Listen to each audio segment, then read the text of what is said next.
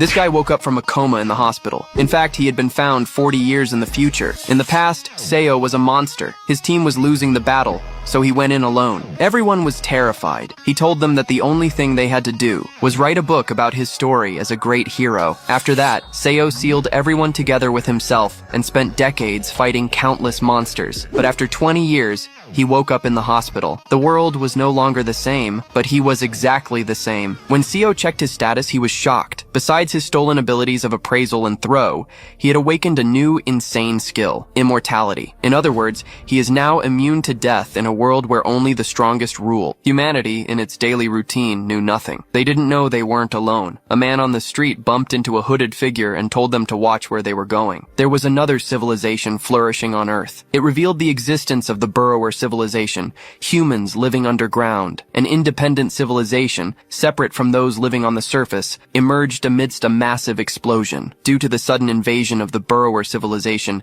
chaos erupted. Humanity now faced the danger of extinction. Humans soon counterattacked, but none of their weapons could harm them. The creatures used their mysterious powers to defend themselves. They could neutralize even military-grade weapons. But soon the tide began to turn, as the burrowers' peculiar powers started affecting humans, and some developed special powers, transforming into espers. Humans with these special powers then began to fight against the burrowers. They defeated the dungeons of the underground civilization one by one, thus igniting the flame of humanity's hope. And eventually, the gate to the final dungeon opened. In the spring of 2005, 7 of the world's best espers gathered. They attacked the final dungeon, the burrower's base, and brought an end to the long war. As a result of their conquest, they were hailed as the 7 heroes who saved humanity. They were rewarded with fame, stepping out of a limousine into a barrage of camera flashes. The heroes were greeted by the public and press, who bestowed immense wealth and honor upon them. But one person, Seoman Yeop, never returned. The leader of the 7 heroes couldn't enjoy the rewards. Instead, he was honored with the unveiling of a statue. The surviving heroes became celebrities, and the fallen hero became a legend, with a statue erected in his honor. Then, 17 years passed, and a narrator announced a critical moment at the International Battle Arena in Seoul. France had launched its attack against Korea, but the Korean competitors were unable to react. The narrator then announced the name of the culprit, Nathan Bernard. He was slaughtering the opposing team. The French player attacked his opponent, throwing him to the ground. Nathan had secured 6 kills single-handedly. A man watched the broadcast, wondering if a player like him had ever existed since the International League was formed. Commentators stated that he was proving to be one of this era's top 3 espers, and that the national team was on the verge of defeat. Korea's only remaining player was Baek Hyeon. Even with little chance of victory, Baek Hyeon charged directly at Nathan. She then used her signature whip in a frontal assault against her opponent. The audience and the coach watched the scene intently. Hyeon directly attacked him with her weapon. Nathan remarked that it was what he expected from the daughter of one of the 7 heroes. He then stated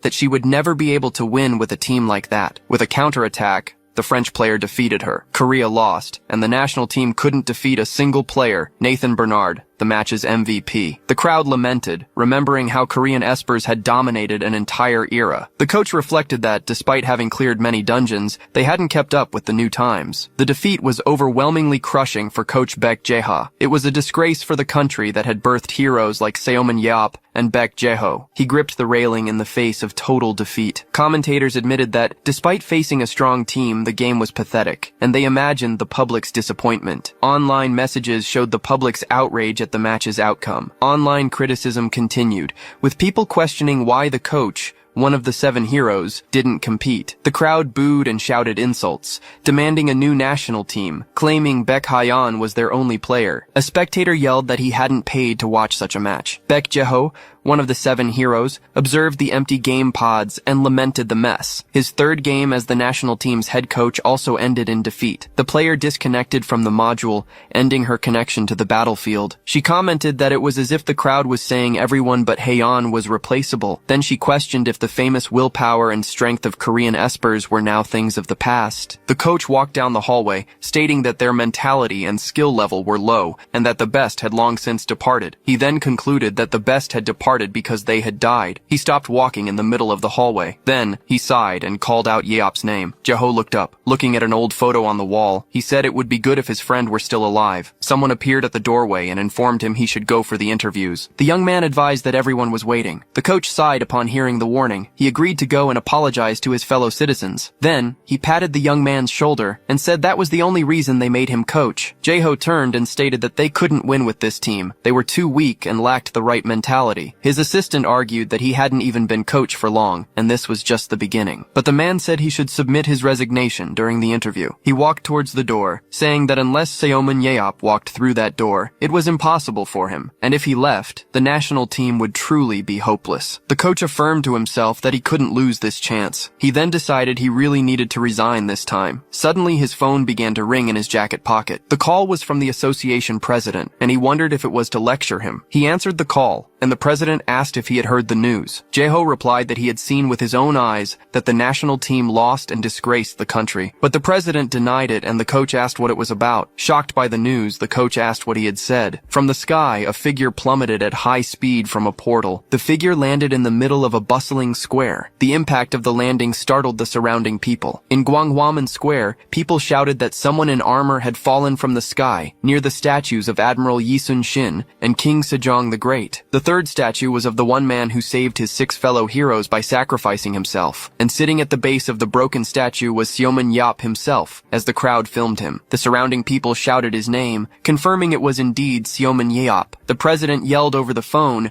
asking if he was deaf and why he didn't understand what he was saying. In front of the statue honoring him, the hero began to lift his head. The president then announced the big news. Seoman Yeop had returned alive. In a flashback, Seoman Yeop faces a horde of shadow creatures alone. He parries a powerful blow from one of the monsters with his shield. Countless enemies rush towards him, ready to attack. He then braces himself for the imminent combat. The shadowy creatures stare at him before surging forward. The dungeon doors finally close behind him. He confirms that the dungeon doors have sealed shut. Alone, he confronts the army of monsters and their master. He then prepares for the upcoming battle. The dungeon master observes him from above. He then shouts for them to fight to the death. Suddenly, a man sits up in a hospital bed. He gasps for air, sitting on the edge of the bed. A woman enters the room and says he's finally awake. He brings a hand to his head, asking where he is. The nurse informs him he's in a hospital and asks how he feels. He reacts with confusion to the information he just received. Then, he's shocked to learn the year is 2021. Not 2005. Agitated, he questions her, stating he entered the final dungeon in 2005. The woman says he'll need an explanation about the current situation. She then turns on the television and asks him to watch. A news anchor begins presenting the day's news, featuring a report on Seoman Yeop. The report announces that the leader of the 7 heroes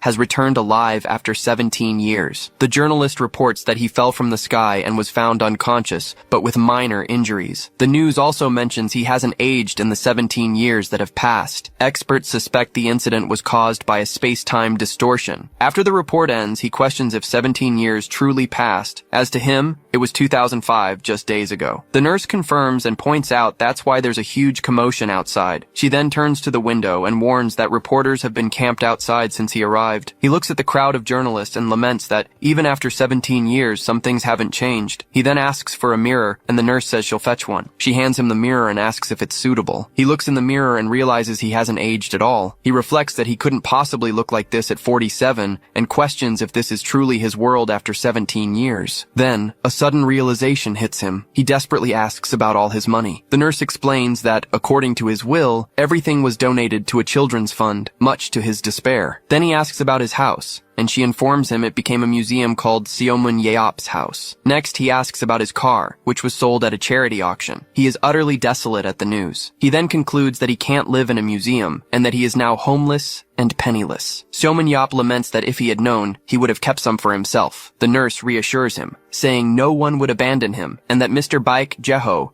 had already contacted them. She warns that he said he'll arrive at the hospital soon. He agrees, and the nurse says she'll leave him alone, asking him to ring the bell if he needs anything. Even seeing it with his own eyes, he can't believe it. He decides he'll ask Jeho for details later, and for now he'll check his physical health. Then, he activates his Scanner Eyes ability. This ability, which made him the strongest in the world, allows him to analyze and visualize a target's information. He can see not only current abilities, but also detect any dormant powers that will awaken in the future. Thanks to this, he was able to develop faster than anyone else. Thus, he was able to lead dungeon raids early in his career. He remembers when a young man begged him to accept him as his pupil. That young man was Jeho, who would become one of the 7 heroes. Seoman Yeop analyzed him and thought he was a failure, but he discovered his pupil had super high development potential. He then accepts him, but warns he can't promise survival, and the young man promises to do his best. Back in the present, he analyzes his own attributes and sees that his strength, agility, and speed remain the same. He then notices his mentality is at 110. He wonders how this is possible, as the limit for a human skill level is 100. Furthermore, he notices something else in his status. He realizes he has a new ability he didn't possess before, immortality. He wonders how such a powerful ability can exist, considering new abilities develop under special circumstances. He then speculates that perhaps he acquired it in his last dungeon fight. A loud noise interrupts him as he ponders its meaning. He turns towards the sound upon hearing someone call him Yop. At the door, Big Jeho suddenly appears. Seoman Yeop looks at the man in front of him. He then asks if he is Jeho. With tears in his eyes, Jeho says he's truly back. Yeop comments that he's become much weaker. Jeho wipes his tears and replies, it's because everything has been peaceful. Later, on the rooftop, Yeop asks if he stopped crying yet. Jeho tells him to wait until he's old, as tears just come out, but Yeop replies he's still young and knows nothing about that. Yeop then changes the subject and asks if he kept his promise. Jeho asks what promise that was. Yeop reminds him about his biography, and his friend finally remembers. He then explains he hired a ghostwriter famous for fantasy novels, and Yeop asks if the story starts with him hatching from an egg. Besides the book, a documentary and a film turned him into a sort of mythical god, and even with bad plots, everything went viral, and the movie was a worldwide box office hit. Seoman Yeop simply asks what that matters. He vents that he thought he died in the dungeon, but woke up 17 years later in a hospital, and though he knows he's not delirious, it's hard to accept. And to make matters worse, he saved the world, but is now poor and homeless. Jeho reassures him, saying that's what friends are for, and he's there to help him with money. Yeop comments that he's really grown up, and asks if he made money and started a business in the last 17 years. His friend explains he earned reward money from dungeons, and that there's a limit to how much a person can eat and relax. He questions how a clueless guy like him didn't go bankrupt running a business. Jeho admits he thought the same thing, so he hired a professional to handle everything. Yeop then asks if he's unemployed now, but he denies it, stating he has a job. Curious, he asks what his friend does. Jeho reveals he's a coach, the head coach of the national team. Yeop asks why he said that so quietly and questions what kind of coach he is, but Jeho asks him to wait a moment. He then shows his phone with a match on it and asks his friend to look. Yeop looks at the images on the phone. He questions if those aren't the dungeons they raided, and if they hadn't disappeared, but his friend explains it's a virtual reality sport called Battleground. Jeho explains that virtual reality dungeons are created, and 2 teams fight on that field for sport. After the war, they used espers for this new business, which became the most popular sport. He comments that it looks almost like child's play, but his friend says it's not quite like that because, among the best players, there are some who would be a match for the 7 heroes, and the Battleground World Cup ranking is a nation's pride. Yeop then asks what Korea's ranking is. Jeho is surprised by the question. He asks if his friend is getting deaf in his old age and repeats the question about Korea's ranking. Yeop argues that since Korea had many strong espers, they should be highly ranked. To be honest, he starts to say that Korea is in last place, and Yeop's cup falls from the ledge. The two fall silent for a moment. Yeop turns and simply asks, what? When a great evil disappears, the one who defeated it becomes the next evil. Inside the car, Seoman Yeop turns to Baek Jeho and asks what he means. Baek Jeho states that's why their country became a weak nation in Battleground, making Yeop question how that makes sense. Seoman Yeop then deduces that the higher-ups became afraid of espers after the war, thinking they'd be challenged, and concludes they never change. Jeho continues, saying that's why Battleground was restricted, and the country wanted to control all strong espers, including himself. And Yeop says he can imagine what happened, so he assumes all strong Korean espers went abroad to become athletes or coaches. Baek Jeho confirms with a laugh, saying he should have broken the legs of the scoundrels who tried to use them in the past. Yeop reminds him that instead, he used his words to confront ministers and presidents because he didn't like how they took advantage of everyone. Looking in the rearview mirror, Baek Jeho mentions they had to start from scratch, and that the average for athletes is low. He turns to Seomin Yop to continue the topic, but is immediately cut off with a no. Jeho complains that he didn't even let him speak, but Yeop already knows he wants him to participate in Battleground, with the older man insisting it's a waste for someone in their prime. Seomin Yeop replies it's not a waste, and he no longer wants to live as an esper, having ended that life in the last dungeon, but Jeho insists it's just a sport now. He retorts that he never felt responsible, and asks if he looks like the type of person who would fight for others. Yup explains that as a young man he fought to survive, and after becoming an esper he lived to be recognized. And finally, he asks if he can't just live for himself now. He continues saying the media would go crazy with headlines about the world's savior returning to rescue Korea, and how everyone would build expectations around him. Baek Jeho then asks if he's honestly not interested in Battleground, and Seomun Yeop replies no, because he hates it for being like a circus. With a sigh, Jeho says he understands, and there's nothing to be done. Yop just watches him silently, but Baek Jeho states that the nation's espers are not a lost cause, making Seomun Yop question what he means, and he replies they still have espers like her. A billboard on the road displays Baek Haeyeon's image, and Yop comments that she's very beautiful. Then, Baek Jeho reveals she is his daughter. Yop is surprised, remembering Haeyeon as a 6-year-old, but Jeho corrects him, saying 17 years have passed and she's now 23. He tries to play it off, commenting that she's beautiful and 17 years flew by, still seeing traces of her childhood face. Jeho just tells Yeop to stop and he apologizes. The car drives along the road under the night sky. They finally reach their destination, a large modern house. Baek Jeho's wife, Han Soon-shi, appears and calls out Yeop's name. She greets him, saying he's finally back after so long, and he replies that to him it's only been a week. Seomin Yeop jokes that he's aged a lot in a week, and Sun-shi laughs, calling him silly. She tells her husband he must be tired from driving, but he states it was the least he could do for a friend he thought was dead for 17 years. Watching the couple, Yeop reflects that it's starting to sink in, and that he really did survive and return. He realizes he's in a peaceful world, without wars or dungeons, and now, standing before that house, he wonders what he'll do with his life. For now, he decides to just relax a bit and grabs the remote control. Lying on the sofa, Seomin Yop wonders if anything good is on, but suddenly something on the screen surprises him. He sits up, seeing their replaying Stairs to Hell, and celebrates, curious about the ending. With clenched fists, he declares, "This is it!" Then Yeop declares that this is the reason he survived. Baek Jeho enters the room and hears him announce he's going to binge-watch the series to the end with lots of snacks. He further adds that he'll watch all the shows he missed since 2005, leaving Jeho shocked by the idea. Jeho rushes to him and asks if he's really going to stay home watching all the shows he missed.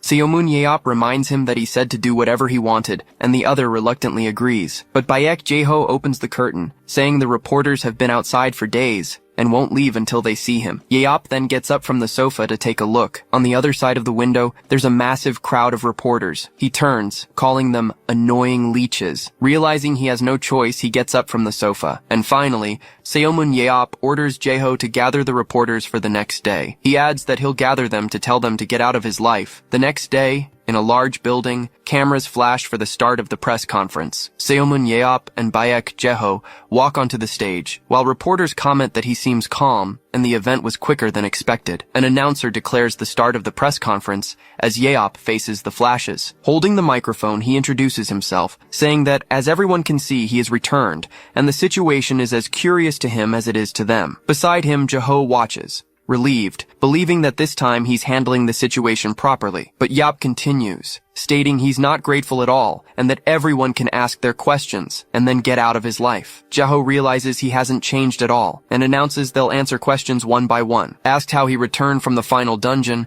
Seomun Yeop replies he has no idea and simply woke up in the hospital. Next, he denies having memories of the last 17 years, says he had no contact with the other heroes, and doesn't intend to reclaim his assets. He asks for the next question and points to a reporter raising his hand. The man asks if he's heard about Battleground with Coach Baek Jeho, and Yeop confirms he has. Then the reporter questions him if he has plans to become a Battleground player. The crowd of reporters begins to whisper about the question. Baek Jeho merely observes, as the question he'd been expecting was finally asked. Seomun Yeop replies he has no interest whatsoever. The reporter then questions him about the reason. He simply states he's not interested, but the man provokes him, asking if he's lacking confidence. On the screen, Soman Yap points and replies that the only thing lacking there is the hair on his head. He states that Battleground doesn't look fun, and he won't act like a clown for their entertainment. Yap hopes everyone's curiosity has been satisfied, as he no longer wants any harassment. He then bids them farewell. As he turns to leave,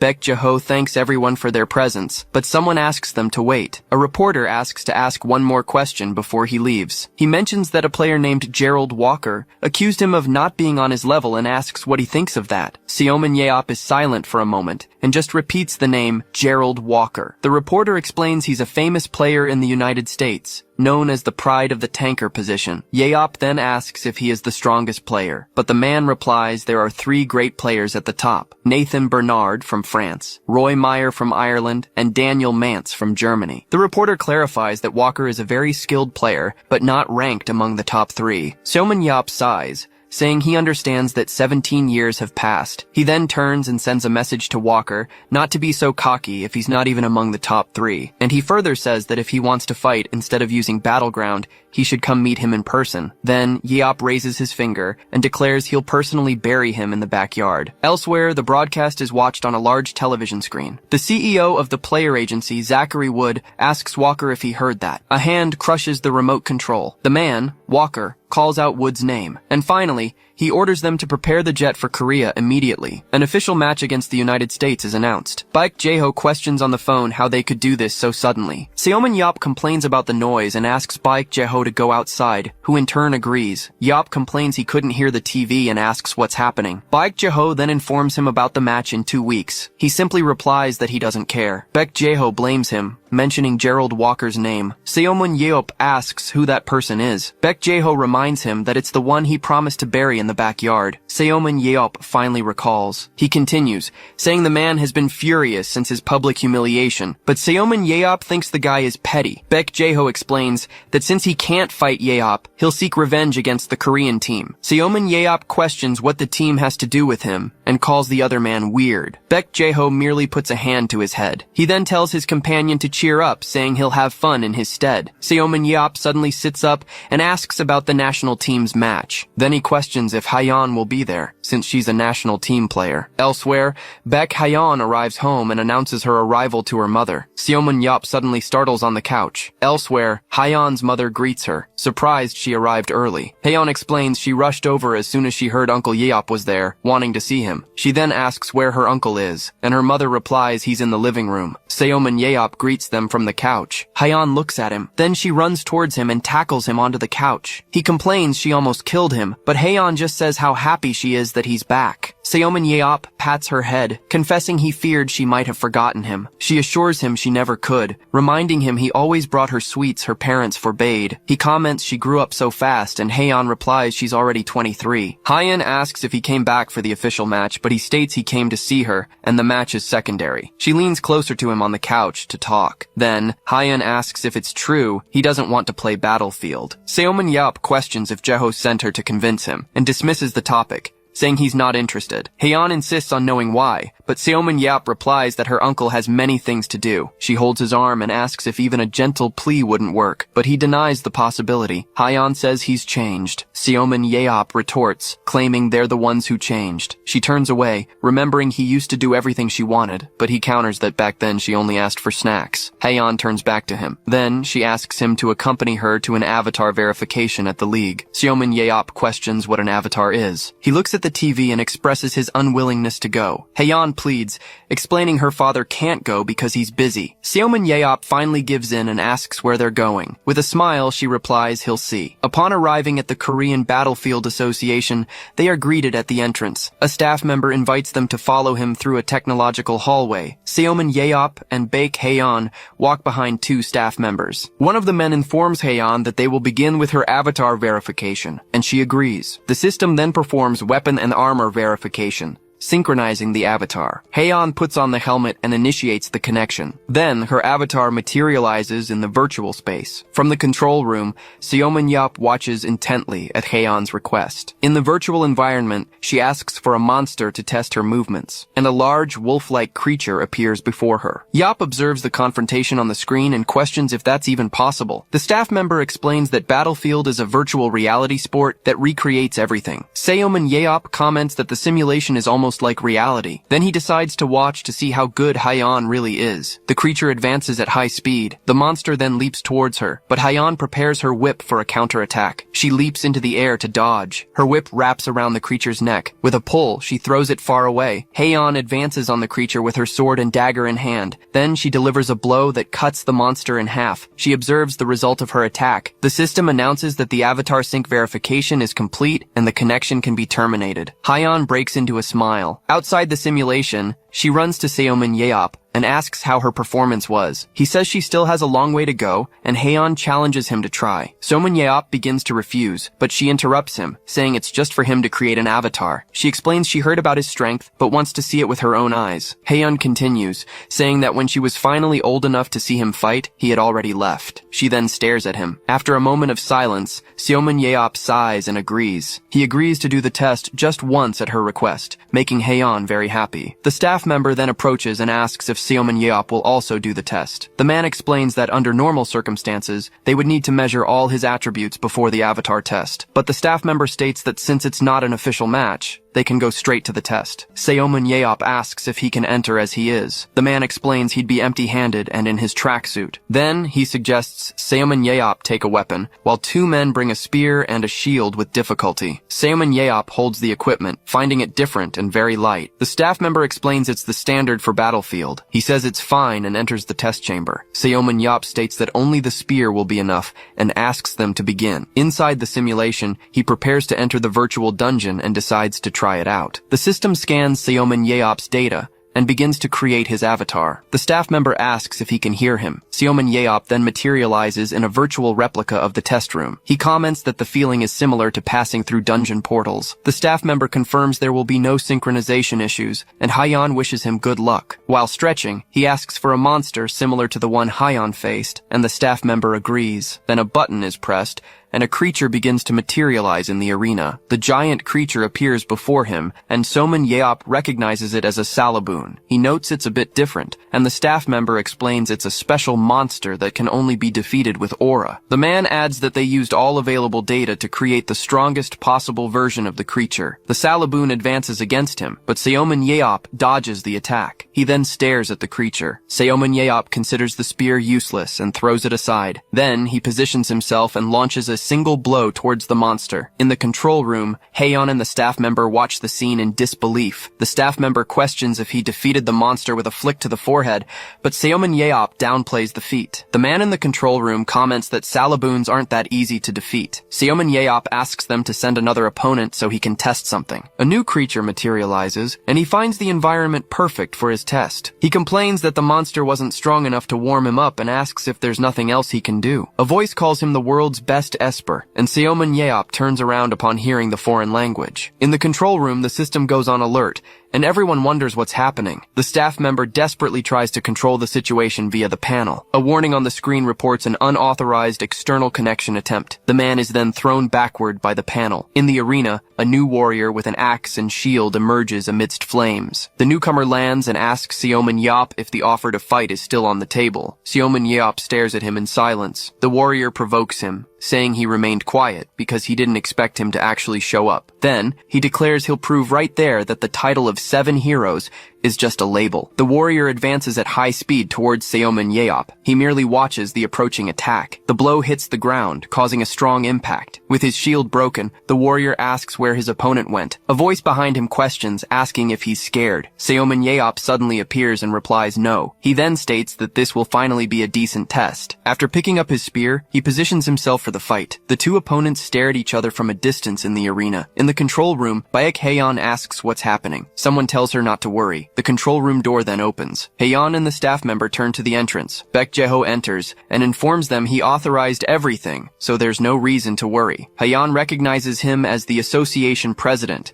and questions him, as he had said he would be busy. Baek Jae-ho explains that they had already talked, but the news didn't reach the local team. Park Jin-tae, the association's vice president, asks Ms. Moss if that's enough. Emma Moss, Gerald Walker's manager, thanks them for their cooperation with the unusual request. In a past scene, Baek Jae-ho stands before Seomin Yeop with a table full of food. Park Jin-tae observes the confrontation. This opportunity might spark Seomin Yeop's interest in Battlefield. In the arena, the two combatants' weapons move rapidly. Then, Seomin Yeop's spear and Gerald Walker's axe clash. The impact of the collision generates strong pressure in the area. Seomin Yeop slides backward, breaking his movement with a hand on the ground. Gerald Walker prepares another attack with his axe. Seomin Yeop observes his opponent after the attack. Then he activates the Scanner Eyes ability. An information screen appears displaying Gerald Walker's data. The analysis reveals that his strength and endurance are at maximum, making him perfect for a tank role. Seomin Yeop concludes that his opponent is more than he appears. Gerald Walker questions why he's just staring at him instead of fighting. With a smile, Seomin Yeop acknowledges his strength. He then remembers something while thinking about his opponent's ability. It's the ability he acquired. So he decides he will test the power he gained in the hospital with this new adversary. Seomin Yeop advances at high speed with his spear. Gerald Walker prepares for the attack, anticipating the movement, but he stops his advance mere inches from his opponent's face. The warrior wonders why he stopped right before reaching him. Seomin Yeop merely stares at him up close. He then says he'll show him something fun. With a hand on the ground, he delivers a blow that shatters the surrounding ground. In the control room, Haeyeon calls her uncle's name. Gerald Walker questions why he stood still and didn't dodge the attack. Gerald Walker observes that Seomin Yeop stopped before the attack, as if wanting to die. Seomin Yeop feels the impact of the blow. Then, a massive attack hits Gerald Walker head-on. He is thrown backward by the force of the impact. The arena floor shatters with an object embedded in it. Gerald Walker wonders what happened, as his opponent should have died. Someone coughs amidst the dust. A voice complains about the useless smoke covering the area. In the control room, everyone watches the scene without understanding. Gerald Walker looks back, finding the situation impossible. Seomin Yeop rises from the debris unharmed and asks what he thought. He then remembers he promised to show something fun and reveals his immortality ability. Seomin Yeop asks what he thought and if it wasn't cool, while the screen displays his immortality ability. Gerald Walker questions incredulously how he managed to survive that attack. He explains that he acquired a new special ability upon returning to life, becoming immortal, and that the test was a success. Seomin Yeop realizes his injuries also heal on their own and concludes they can't fight that way. Then he calls the staff member in the control room, who is startled by the call. He explains that he cannot die due to an ability he gained by surviving the final dungeon, leaving the staff member perplexed. Seomin Yeop considers the use of the ability unfair and asks if there's a way to block it. The man confirms it's not difficult. He then asks for his immortality to be blocked, and the staff member deactivates the special ability via the panel. Gerald Walker overhears the conversation. Seomin Yeop says he just wanted to test the ability since it was his first time. He provokes him, saying he did it so his opponent wouldn't use immortality as an excuse for defeat. Gerald Walker tightens his grip on his weapon and advances across the cracked floor. He throws his spear and shield to the ground, commenting that the rumors about his opponent's arrogance are true. But Seomin Yeop catches the spear in midair and claims to be much stronger than the rumors say. Gerald Walker says he'll judge that for himself and tells him to stand up so they can fight without more excuses. Crouching, Seomin Yeop questions him, saying he should first defeat the top 3 before coming to him. Seomin Yeop continues, stating he heard he's not even among the top 3. Gerald Walker advances with a blow, and Seomin Yeop asks if he hit a sensitive spot. The warrior then launches himself into the air. They exchange a rapid sequence of blows with their weapons. The clash between the spear and the axe continues. After a blow, he lands on the ground and realizes his opponent has disappeared. Then, Seomin Yeop appears behind him, saying he's there. Gerald Walker turns quickly. Seomin Yeop attacks over his shoulder with the tip of his spear. The blow hits his opponent directly in the face. As Gerald Walker recoils through the air, Seomin Yeop prepares his spear. He recognizes that his opponent reacted quickly, even with limited vision. But then he decides it's time to finish the fight. He focuses for the next move, and with a single movement, he throws the spear with great speed. The thrown spear hits Gerald Walker's shield forcefully. Then, the weapon explodes against the wall on the other side of the arena. Seomin Yeop turns with a smile. Gerald Walker lands on the ground,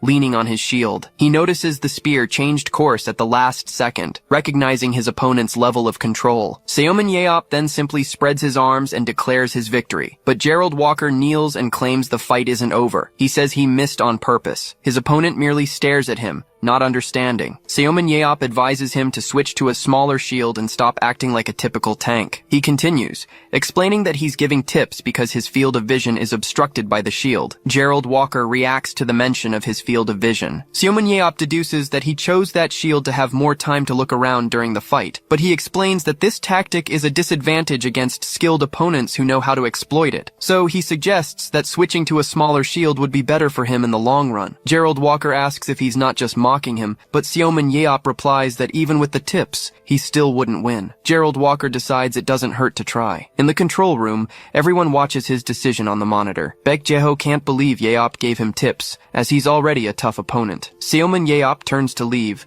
saying he did his part and has shows to watch. He then addresses Gerald Walker, who stares at him. With a gesture, Seomin Yeop charges a consulting fee for teaching him. Gerald Walker agrees to pay, but sets a condition. Seomin Yeop questions him about what the condition would be. He then demands a new fight in the official match happening in 2 weeks. Seomin Yeop refuses the offer, stating he has no interest in battlefield or money. Gerald Walker grabs him and offers anything he wants for his participation, but he tells him to leave. The warrior approaches and assures him that next time will be different. He insists Seomin Yeop can't waste his power, but he replies that the decision is his. The two stare at each other in a standoff in the arena. The team in the control room merely observes the tense discussion. Park Jin-tae observes the scene in silence. With a smile, he decides he will use the situation to his advantage. Elsewhere, a woman intently watches a drama on television. Lying on the couch, Seomin Yeop also follows the scene, questioning the characters' fates, but the programming is interrupted by urgent news. He sits up, complaining that the interruption happened right at the best part. The anchor announces that Seomin Yeop will not participate in Battlefield, but a recent discussion with Gerald Walker might have made him change his mind. He listens confused as the reporter mentions an anonymous informant who sent a video of the confrontation. The American team's condition is revealed, demanding Seomin Yeop's participation in a friendly match if they beat Korea 11-0. The anchor then reports that Seomin Yeop has already accepted the condition. Surprised, he stands up and questions when he ever accepted such an agreement. At the Korean Battlefields Association headquarters, the president's office door abruptly burst open. A man entered, questioning what was going on. He approached the desk of Park Jin-tae, the association president, while another man tried to restrain him. The man demanded to know who was responsible for the anonymous tip, vowing to kill them with his own hands. He then showed a video on his phone, complaining they had edited out the part where he refused the proposal. As the man promised to catch whoever leaked the video, the president rose from his chair. Park Jin-tae bowed formally, apologizing to Seomin Yeop for the incident. He explained that he couldn't refuse the American Association's request, citing their good relationship with Walker and media pressure. Seomin Yeop seemed to understand the situation, but still hesitated in his response. Then, Park Jin-tae placed a hand on his shoulder and told him not to worry. He revealed he had devised a plan to avoid inconveniencing him, proposing a condition for his participation. The condition was that if the American team won without any deaths, Seomin Yeop would participate in a friendly match. He assured him there was nothing to worry about, as the Korean team wasn't the best. Seomin Yeop exploded, saying he had no interest in the battlefield, and questioned why they kept bothering him. But the president stated that the condition was essentially impossible to meet, which is why everyone had reached an agreement. Park Jin-tae grabbed Seomin Yeop's collar, appealing to their friendship and asking for a favor. He then promised all profits would be donated to Yeop's favorite children's charity, asking him to at least try. Seomin Yeop was annoyed by the situation, but considered their long-standing friendship. Reluctantly, he accepted, but warned it would only be this once, much to Park Jin-tae's delight. The president leaned in to kiss him in gratitude, but Yeop pushed him away, saying it was fine. He then set the condition that he would not participate if any American players were killed. Park Jin-tae agreed with a smile, promising he would keep his word. With the matter settled, the president invited them to dinner, stating he would cover the bill. He led them out of the room, mentioning he knew a good tuna sashimi restaurant. But as he left, Park Jin-tae looked back with a serious expression, affirming his intent to keep his promise. At his desk, a document revealed the results of a match simulation where Korea lost all sets, and he offered a preemptive apology. A news anchor announced that the Korean Association confirmed Seomin Yeop had accepted the U.S. team's offer. On another channel, a host reported that Seomun Yeop might participate in the battlefield. Breaking news highlighted Seomun Yeop's participation in the Rank A match. At home, Seomun Yeop watched the incessant coverage about him, complaining his show wasn't airing because of it. Seomun Yeop grumbled that the old man was causing him too much trouble and decided he should cut ties with him. Then, he fumed upon discovering his favorite show had been replaced by breaking news about him. He went to the window and lamented his bad luck. A noise from outside caught his attention. He leaned in to see what was happening in the training area. A person sped past a cone at high speed. It was a woman moving swiftly under a man's supervision. Seomun Yeop observed the scene. The man threw a ball toward her. She intercepted it in the air with her weapon. He then realized Hyeon was training. Her father, Baek Jae-ho, congratulated her on her good reaction time, but said she needed to be faster to help her teammates. Seomun Yeop approached,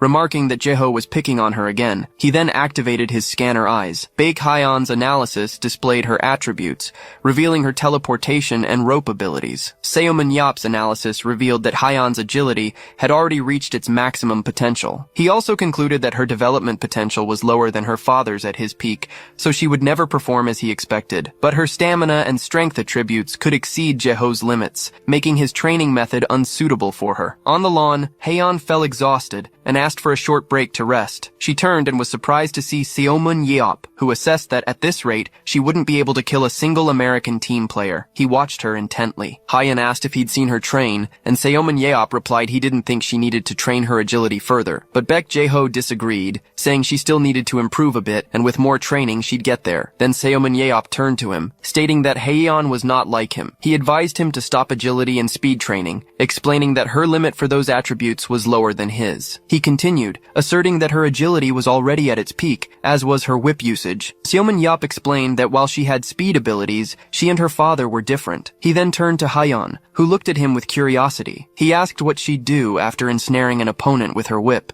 and she replied she'd pull them off balance or throw them to her teammates. But Seomun Yeop said that was wrong, and that she needed to finish them off. Seomun Yeop explained that it was inefficient for her to only use her father's style, as she had no one to finish the job for her. He took her whip and sword, stating he'd show her how it's done, and that it wasn't difficult. Then, he approached a training dummy. With one fluid motion, he lassoed the target with the whip. He explained that once an opponent was ensnared, one should advance quickly. In an instant, he sliced the dummy in half with the sword. He turned to Hyeon and her father, asking if they understood. Both remained silent, observing the scene. He stated that she couldn't kill anyone with just the whip. She needed strength and sword training. Seomun Yeop then changed her stance to close-quarters combat and questioned if the trainer understood. He suggested they start with 500 strength exercises, leaving Hyeon and her father shocked. With an imposing posture, he ordered them to begin the 500 strength exercises immediately. He reminded them they had only 14 days until the Rank A match. At the U.S. national team hotel, a man named John Kim praised Gerald Walker for his improvement in just a few days. Walker asked if the difference was really that big, and his agent confirmed it. John Kim commented that he thought it was foolish when Walker switched shields right after meeting Seomun Yeop, but he admitted that, observing him over the past few days, it seemed he'd found a way to overcome his weakness and reach the top 3. The agent warned him it would be difficult to adjust and face fast opponents like Nathan, but it would be good in the long run. Then Walker asked how much his improvement was worth in terms of money. John Kim estimated it at least $10 million,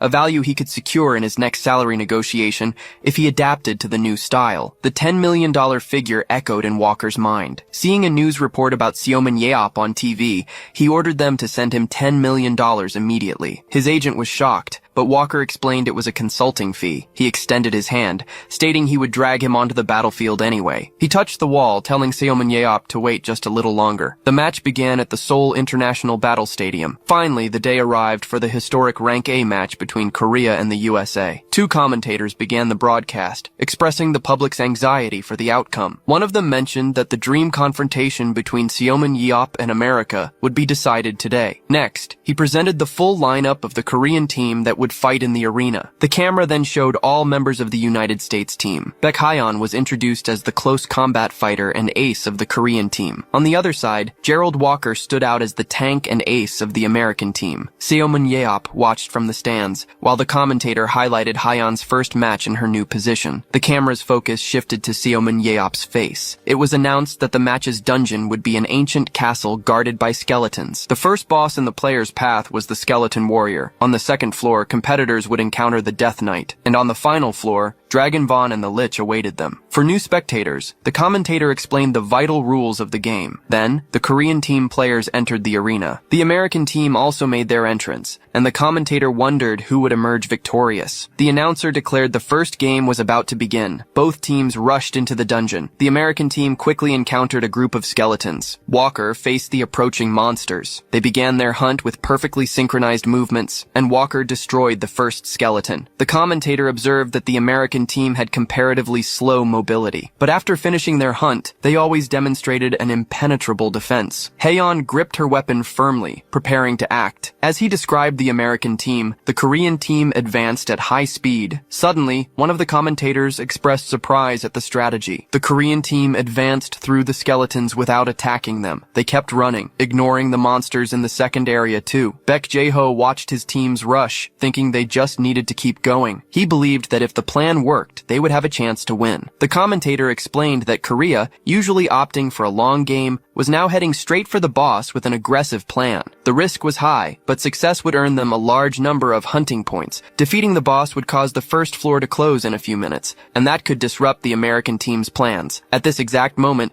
the Korean team's icon reached the bosses. The Korean team encountered the first floor boss, the Skeleton Warrior. Haeyeon and Baek Jae-ho prepared for battle. One of the American players asked Walker to wait, as an unexpected situation had arisen. Walker asked Paulward if the reconnaissance was complete while the Korean team faced the boss. He then questioned what this unexpected situation was. The player reported that the Korean team had begun hunting the first floor boss, adopting an unusual strategy. A teammate suggested rushing to the second floor before the first closed, but Walker decided to end the hunt and head to the boss area. He turned to a female teammate and said that, not being fast, he'd need to borrow her ability. The Korean team was about to defeat the Skeleton Warrior. They advanced, believing Haeyeon could finish him. The leader ordered everyone to hold their positions and provide cover for her as she jumped, but something advanced toward her at high speed. She barely had time to react. Then, Walker hit her squarely. She was thrown backward, wondering where he had come from. The Korean team reacted to Walker's sudden appearance. Baek Jae-ho understood that he had used a teammate's ability to launch himself through the air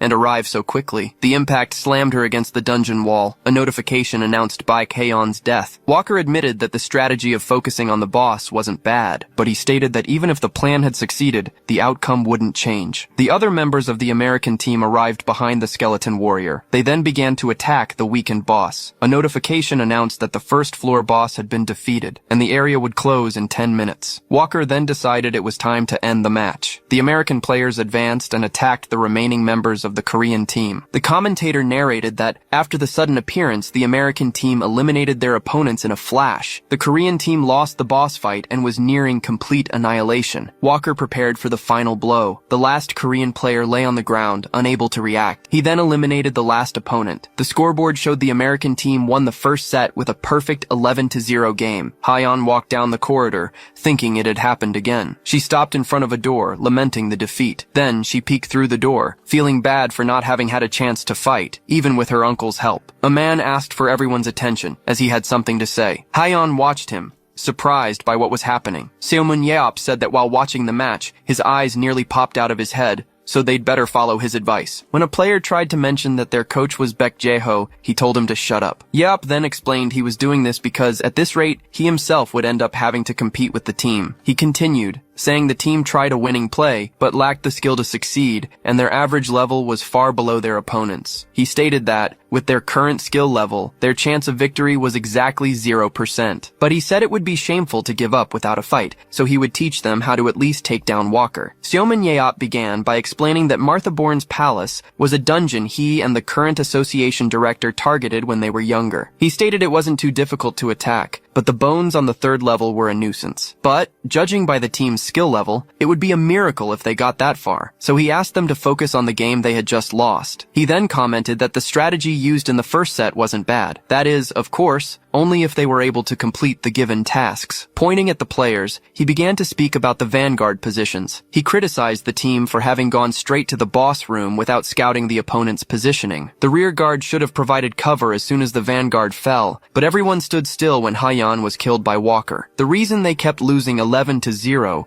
was because they hadn't mastered even the basics. He shook his head, saying he couldn't believe they were the national team, and felt sorry for Jae-ho. Seomun Yeop then turned, stating there was nothing more to say about the first set. He got straight to the point, saying he would tell them the strategy for the second set. The second set then began. As soon as the game started, the American team advanced and split into two. They would use a 6-5 formation, with the faster group securing the hunting grounds first. Walker led the second group, focusing on the hunt. The strategy made the most of the team's ace players' abilities. In the audience, the public reacted with surprise to the Korean team's play. The commentator explained that Baek Hyeon had suddenly disappeared and returned. Next, the entire Korean team began to run through the dungeon again. The commentators questioned the new tactic, as Korea had always used defensive strategies, highlighting Hyeon's unexpected position change. Seomin Yeop watched with a smile, saying they were doing well. He continued watching, as the plan depended on them following his orders exactly. Only then would they find an opening. Hyeon advanced, ready to ensure success this time. One of the American Vanguard players stopped at a corner to scout. He informed Walker that he couldn't see the Korean team nearby. He assumed that, since the dungeon had a single path, the Korean team must be focusing on the second half of the match. To Walker, it was clear they had changed their game plan after the disaster in the first set. He held his ground, knowing that at this rate, it would only be a matter of time until Seomin Yeop entered the arena. Something shattered on the cave wall behind Walker. He turned in surprise, questioning what that noise was. Then, a large explosion occurred on the dungeon wall. The entire Korean team emerged from the debris, flying toward them. They landed and quickly surrounded the American team. The American team was surprised, and Walker wondered how they got there. In a flashback, Seomin Yeop instructed the scouts to go first, and Hyeon, being the fastest, to check the opponent's situation. He continued, telling them not to kill any monsters or bosses if Walker's group had fewer than 5 players, leaving the team surprised. He explained that it was common knowledge Martha Bourne's palace had a one-way path, but he revealed the existence of a secret passage with a teleportation point,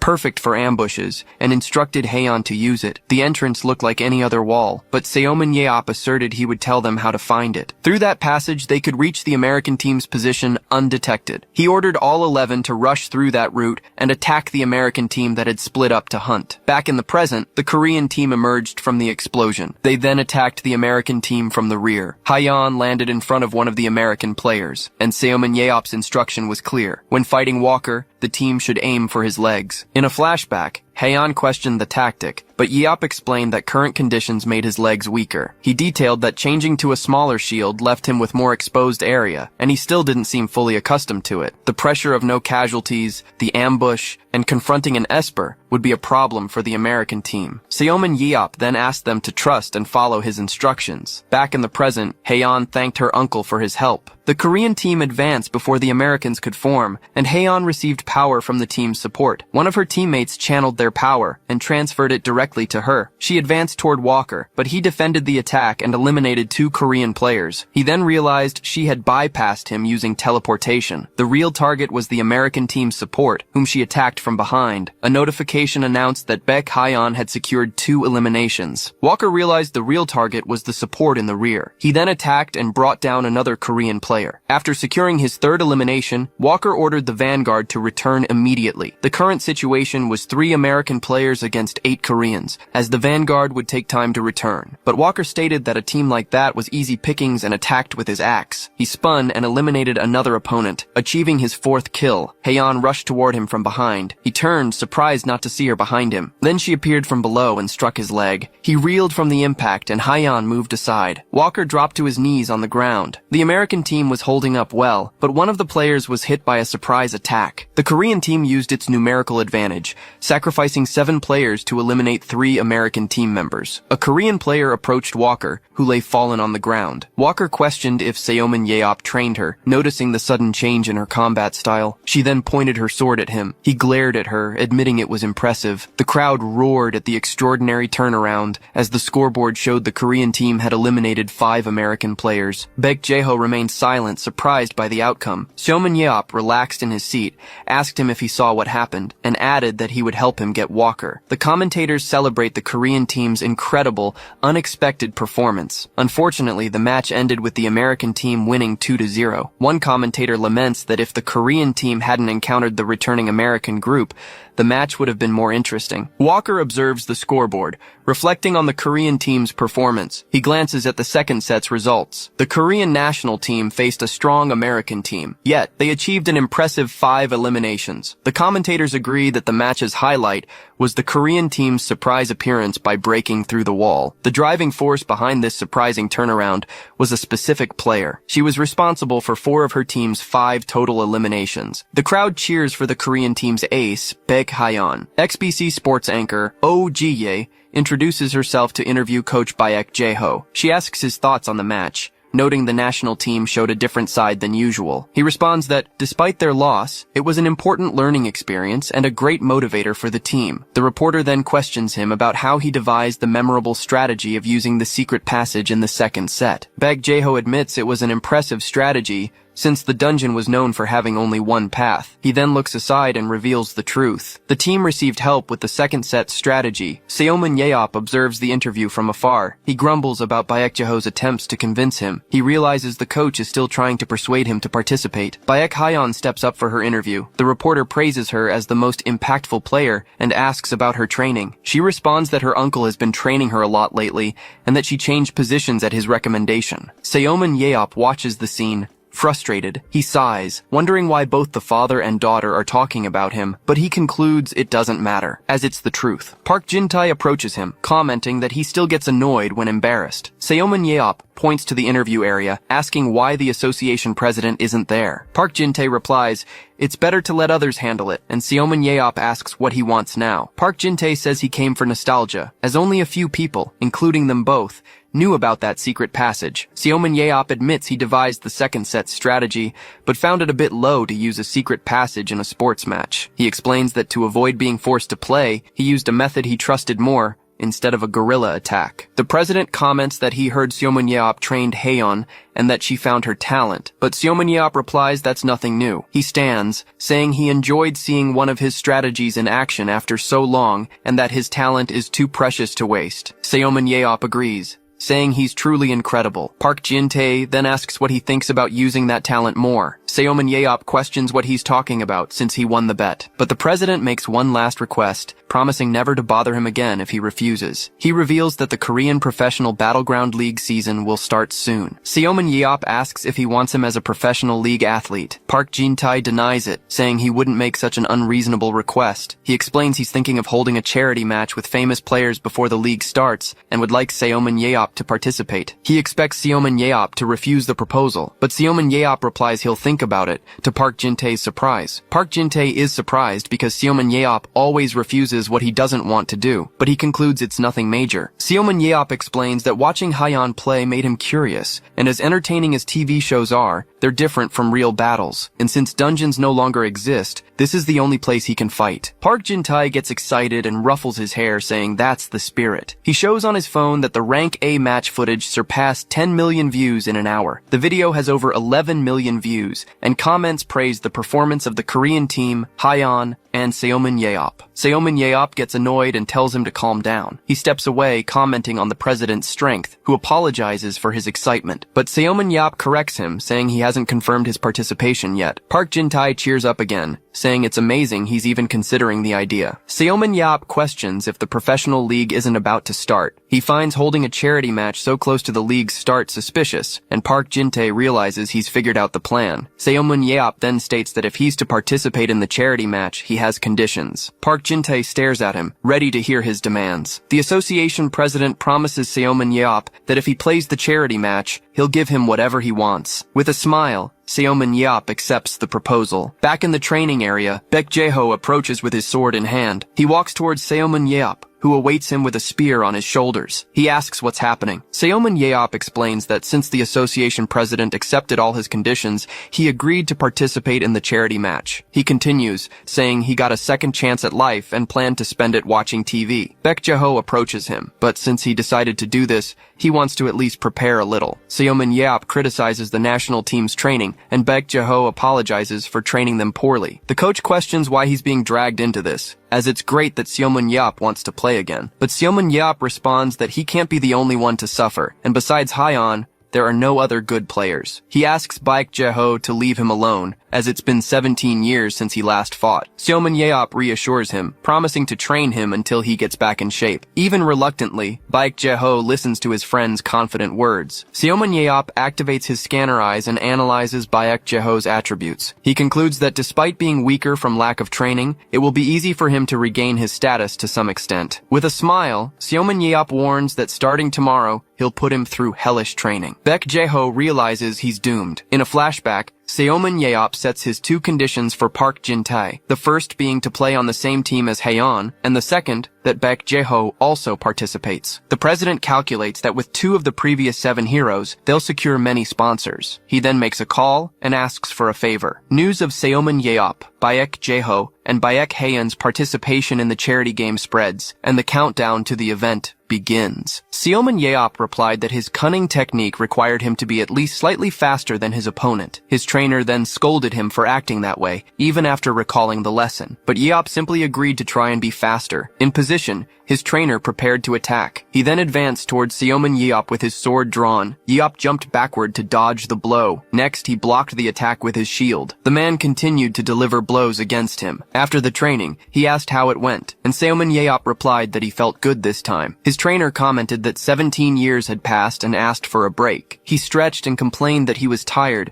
as it was difficult to train again at his age. Seomin Yeop stated that it was just a warm-up and told him to stop complaining, but the man retorted that they had been training for 8 hours. The older man said he didn't care and needed to watch his show, reminding Yeop that he wasn't the same as before and needed rest. Seomin Yeop informed him that he had an appointment and wouldn't be able to watch the show anyway. Their destination was the imposing building of the Korean Battlefield Association. There, Yoo Hyun-soo, the technical team manager, greeted them and confirmed that Seomin Yeop had come for the avatar test. Yoo Hyun-soo introduced Mr. Brown Tenor from the World Battlefield Association, who would oversee today's test procedures. Before they began, Seomin Yeop said he had a question. He questioned the need for more tests, but Hyun-soo explained that he had skipped the athletic ability portion and gone straight to avatar creation. To ensure there would be no problems using the avatar, they needed specific data on his physical abilities. Seomin Yeop was surprised by the technology's precision. Hyun-soo confirmed that the system scanned the player's entire physical constitution and reflected it in the avatar. He added that the technology could even manifest Esper powers not yet discovered by the user, which Yeop found interesting. Then, Hyun-soo revealed that the battlefield system held many secrets and was created from the Esper ability of a specific individual. Yeop found this strange and accused them of pretending to be the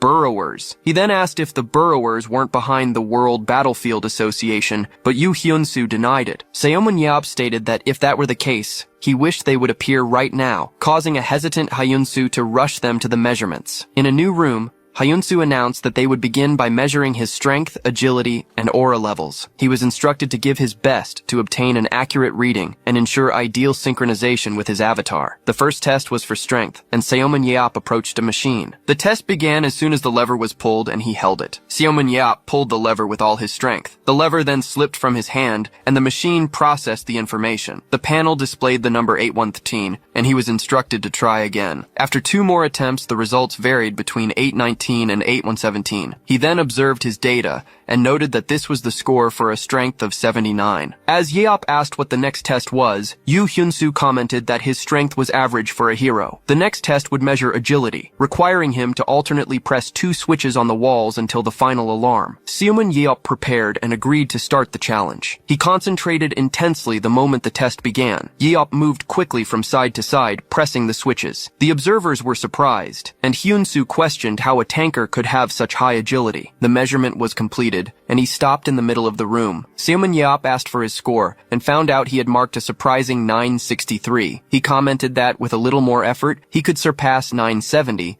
and decided to try again. After the second attempt concluded, the new score displayed was 971. The observers were shocked to see that he had actually surpassed 970 points. Seomin Yeop asked what the highest record was, and Hyun-soo revealed that someone on the team had scored 1007, making Yeop question if it was Nathan Bernard. He explained that he knew him from the videos Baek Jae-ho sent him when he decided to participate in the charity match. Yeop commented that he was curious because Nathan was fast enough to compete with Jae-ho at his peak, as it wasn't common to find someone with 100 agility points. With a snap of his fingers, he decided to go one more time, now aiming for a score of 975. He positioned himself in the center of the room. Then, he focused for the new attempt. For some reason, on that specific day, he felt in his best condition for the test. The test then began, and his eyes shined. He hit the first switch on the wall. Next, he moved at high speed between the targets. Spectators noticed he was even faster than before. The measurement was completed, and he stopped abruptly. He breathed heavily after the test ended. While the observers questioned the score, Yu Hyun-soo wondered how that could be possible. Catching his breath, Seo Min-yap asked how he did, believing he had been faster this time. The score of 1007 appeared on the panel, matching Nathan's record,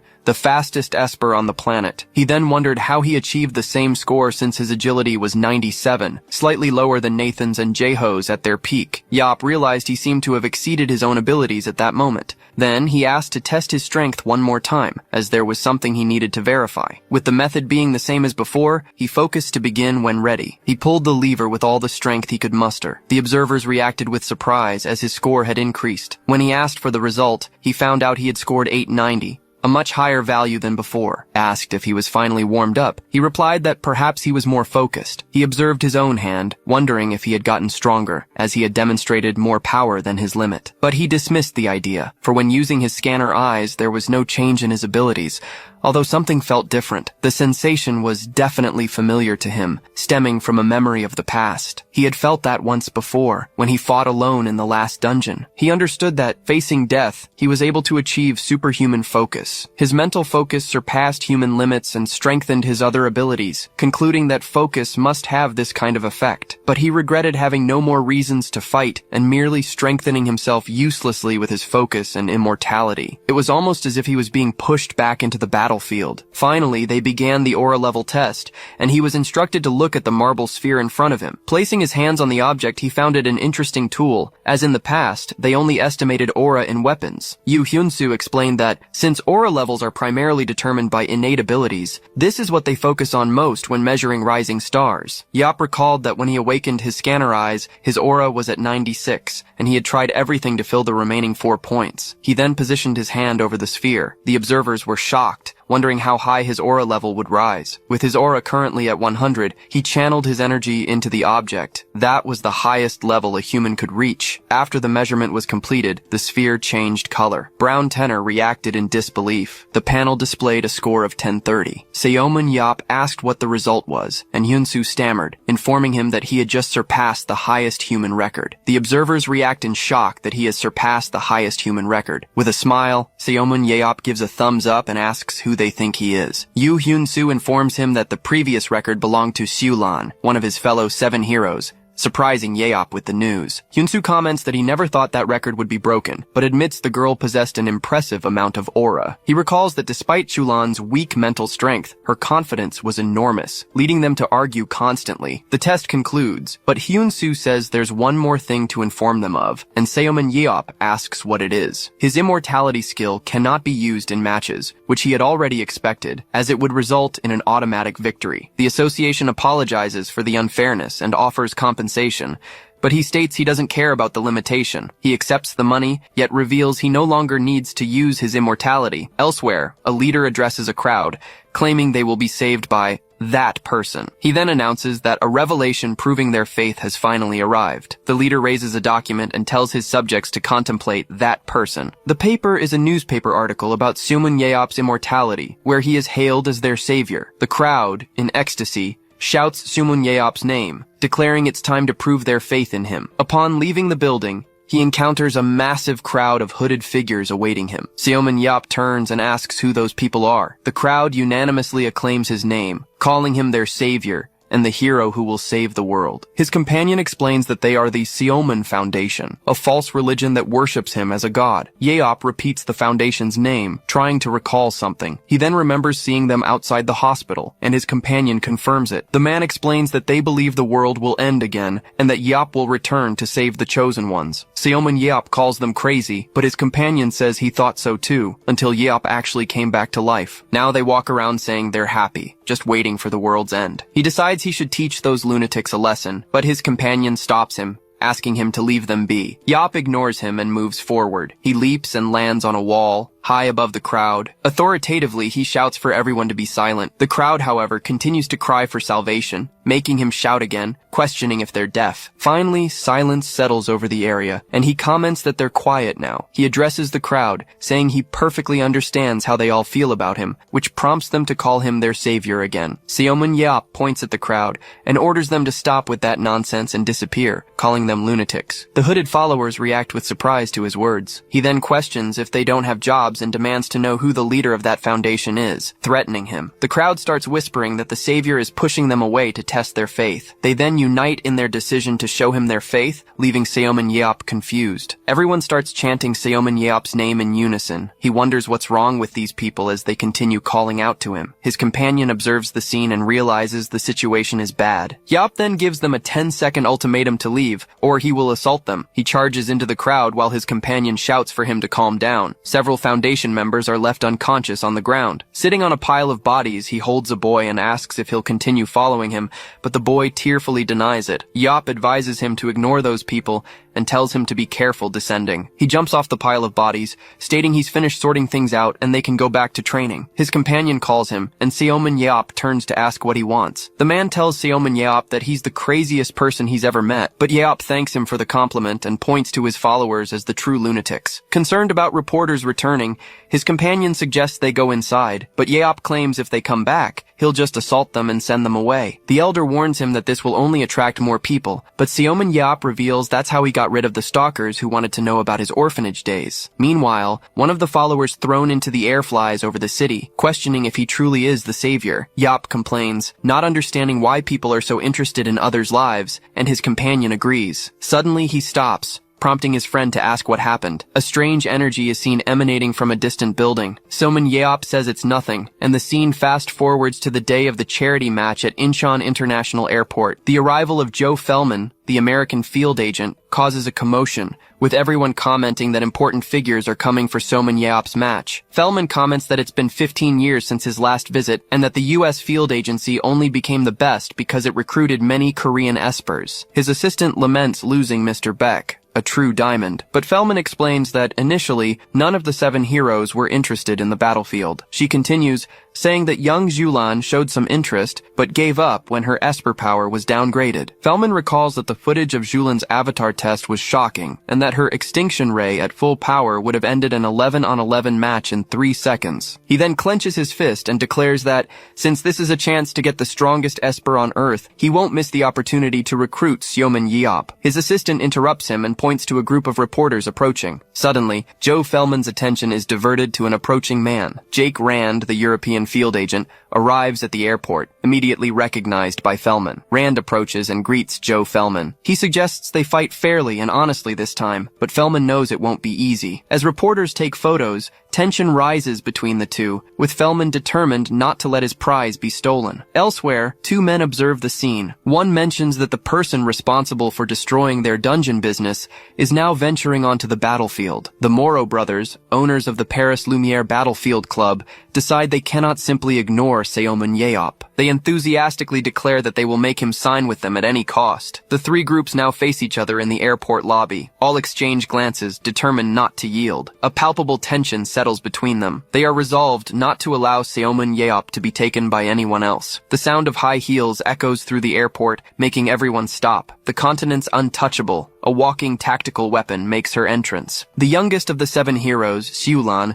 reveals she came to see a boy she knows. At the event location, a crowd gathers under a fireworks display, and someone comments on how packed the place is. Inside the arena, a spectator laments that the world's population didn't decrease during the war, but is reprimanded by another. The first man doesn't care, but is advised to be more careful since it's an important event, as a limousine arrives on the red carpet. He merely says he'll think about it as he exits the vehicle. Seomun-yeop steps out of the limousine and walks down the red carpet. With a smile, he says it's time to have some fun now. As the crowd cheers him, Baek Jae-ho questions why they're so excited about a guy like him. Seomun-yeop replies that it's all thanks to Jae-ho's hard work to make him look presentable. Reporters rush towards them, requesting a brief interview with Mr. Seomun-yeop, and Mr. Baek Jae-ho. Baek Jae-ho pushes him toward the press, telling him not to say anything strange. Surrounded, he gets annoyed at being used as bait, while a reporter questions him about the attack on the Seoman Foundation followers. Questions continue about the altercations he caused, his feelings about the match, and Shulan's arrival after 17 years. He's surprised to hear Shulan's name,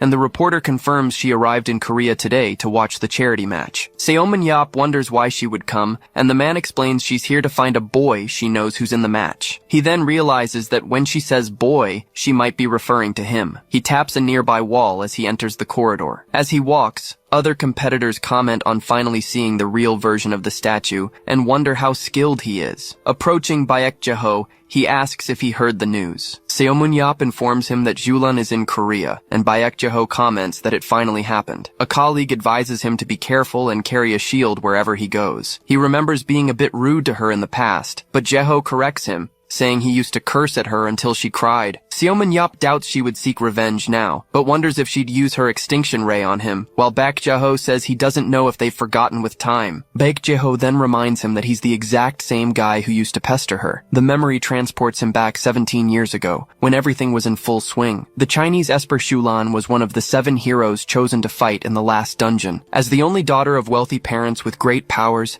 she lived under government protection. The 17-year-old girl was raised like a queen, but that type of person, who cried because they couldn't do better, was what Seoman Yeop hated most. That's why Seoman Yeop pestered her, telling her to think before acting and questioning if her head was just for show. He called her slow and poked her, asking why she didn't use her powers when told. Yeop claimed a headless chicken would be better than her, and that the least she could do was use her Esper power well. The young girl trembled as she stared at him. Back in the present, Baek Jae-ho and his colleagues shake their heads, saying they'll end up having a second funeral for him. Baek Jae-ho decides to leave that for later, as they have a more urgent matter to deal with. He then turns to the group of players and asks for everyone's attention. He begins to explain how the charity match should work, assuming everyone already knows. Since there's a completely new player on the battlefield, Baek Jae-ho quickly explains the match procedure. The charity match will be played between the Love and Hope teams. Team Love is the national selection, while Team Hope consists of invited players, with the exception of Baek Hayan. In contrast, Team Hope will have Baek Jae-ho as the national team coach. Seoman Yeop will also be part of this team. Baek Jae-ho admits being a bit worried, as it's been a while since he held a weapon, but he hopes they'll take good care of him. The captain of Team Hope, Park Chul-ho, assures him they will do their utmost. Seoman Yeop observes that, even after some time, Jae-ho is probably 1,000 times better than them. He analyzes Baek Jae-ho and Baek Hayan's data, concluding that with specifications like those, the 3 of them will be fine. The rest of the team, however, is not noteworthy. His attention is then drawn to one of the players. He analyzes Choi Hyuk's data, while the player asks the coach to take care of them. His special abilities are Focused Aura, which quickly concentrates aura into a weapon, and Reinforced Durability. His maximum strength is 90. He concludes that the player can become a decent tanker and calls him over for a chat. Choi Hyuk formally introduces himself as a proximity dealer. Seoman Yeop questions if he heard correctly, and the young man proudly confirms he is a proximity dealer, represented by Sangsung Spritz. He then explains that he wanted to be a tanker like Mr. Seoman Yeop, but became a dealer due to his short stature. Asked about his Esper ability, Choi Hyuk says he can focus his aura on weapons to attack, and that's it. Seoman Yeop realizes he hasn't yet awakened his Reinforced Durability ability, which is why he became a dealer. In a flashback, a coach tells young Choi Hyuk that he's too small and fast to be a tanker. The man then designates him as a dealer. Back in the present, Seoman Yeop asks Hayan to bring him a shield, and she dashes off to get it. He then hands a large pot lid to Choi Hyuk. Without much time, Seoman Yeop begins teaching the basics, instructing him to keep the shield fixed to his chest and move to attack and retreat. The young man tries to argue that he's a dealer, but Yeop stares at him and asks if he's talking back. The other players observe the scene, surprised that he changed the position of a player he just met. Choi Hyuk turns to Baek Jae-ho for help, but the coach remains silent. Baek Jae-ho ignores him and announces the team formation with 4 tankers,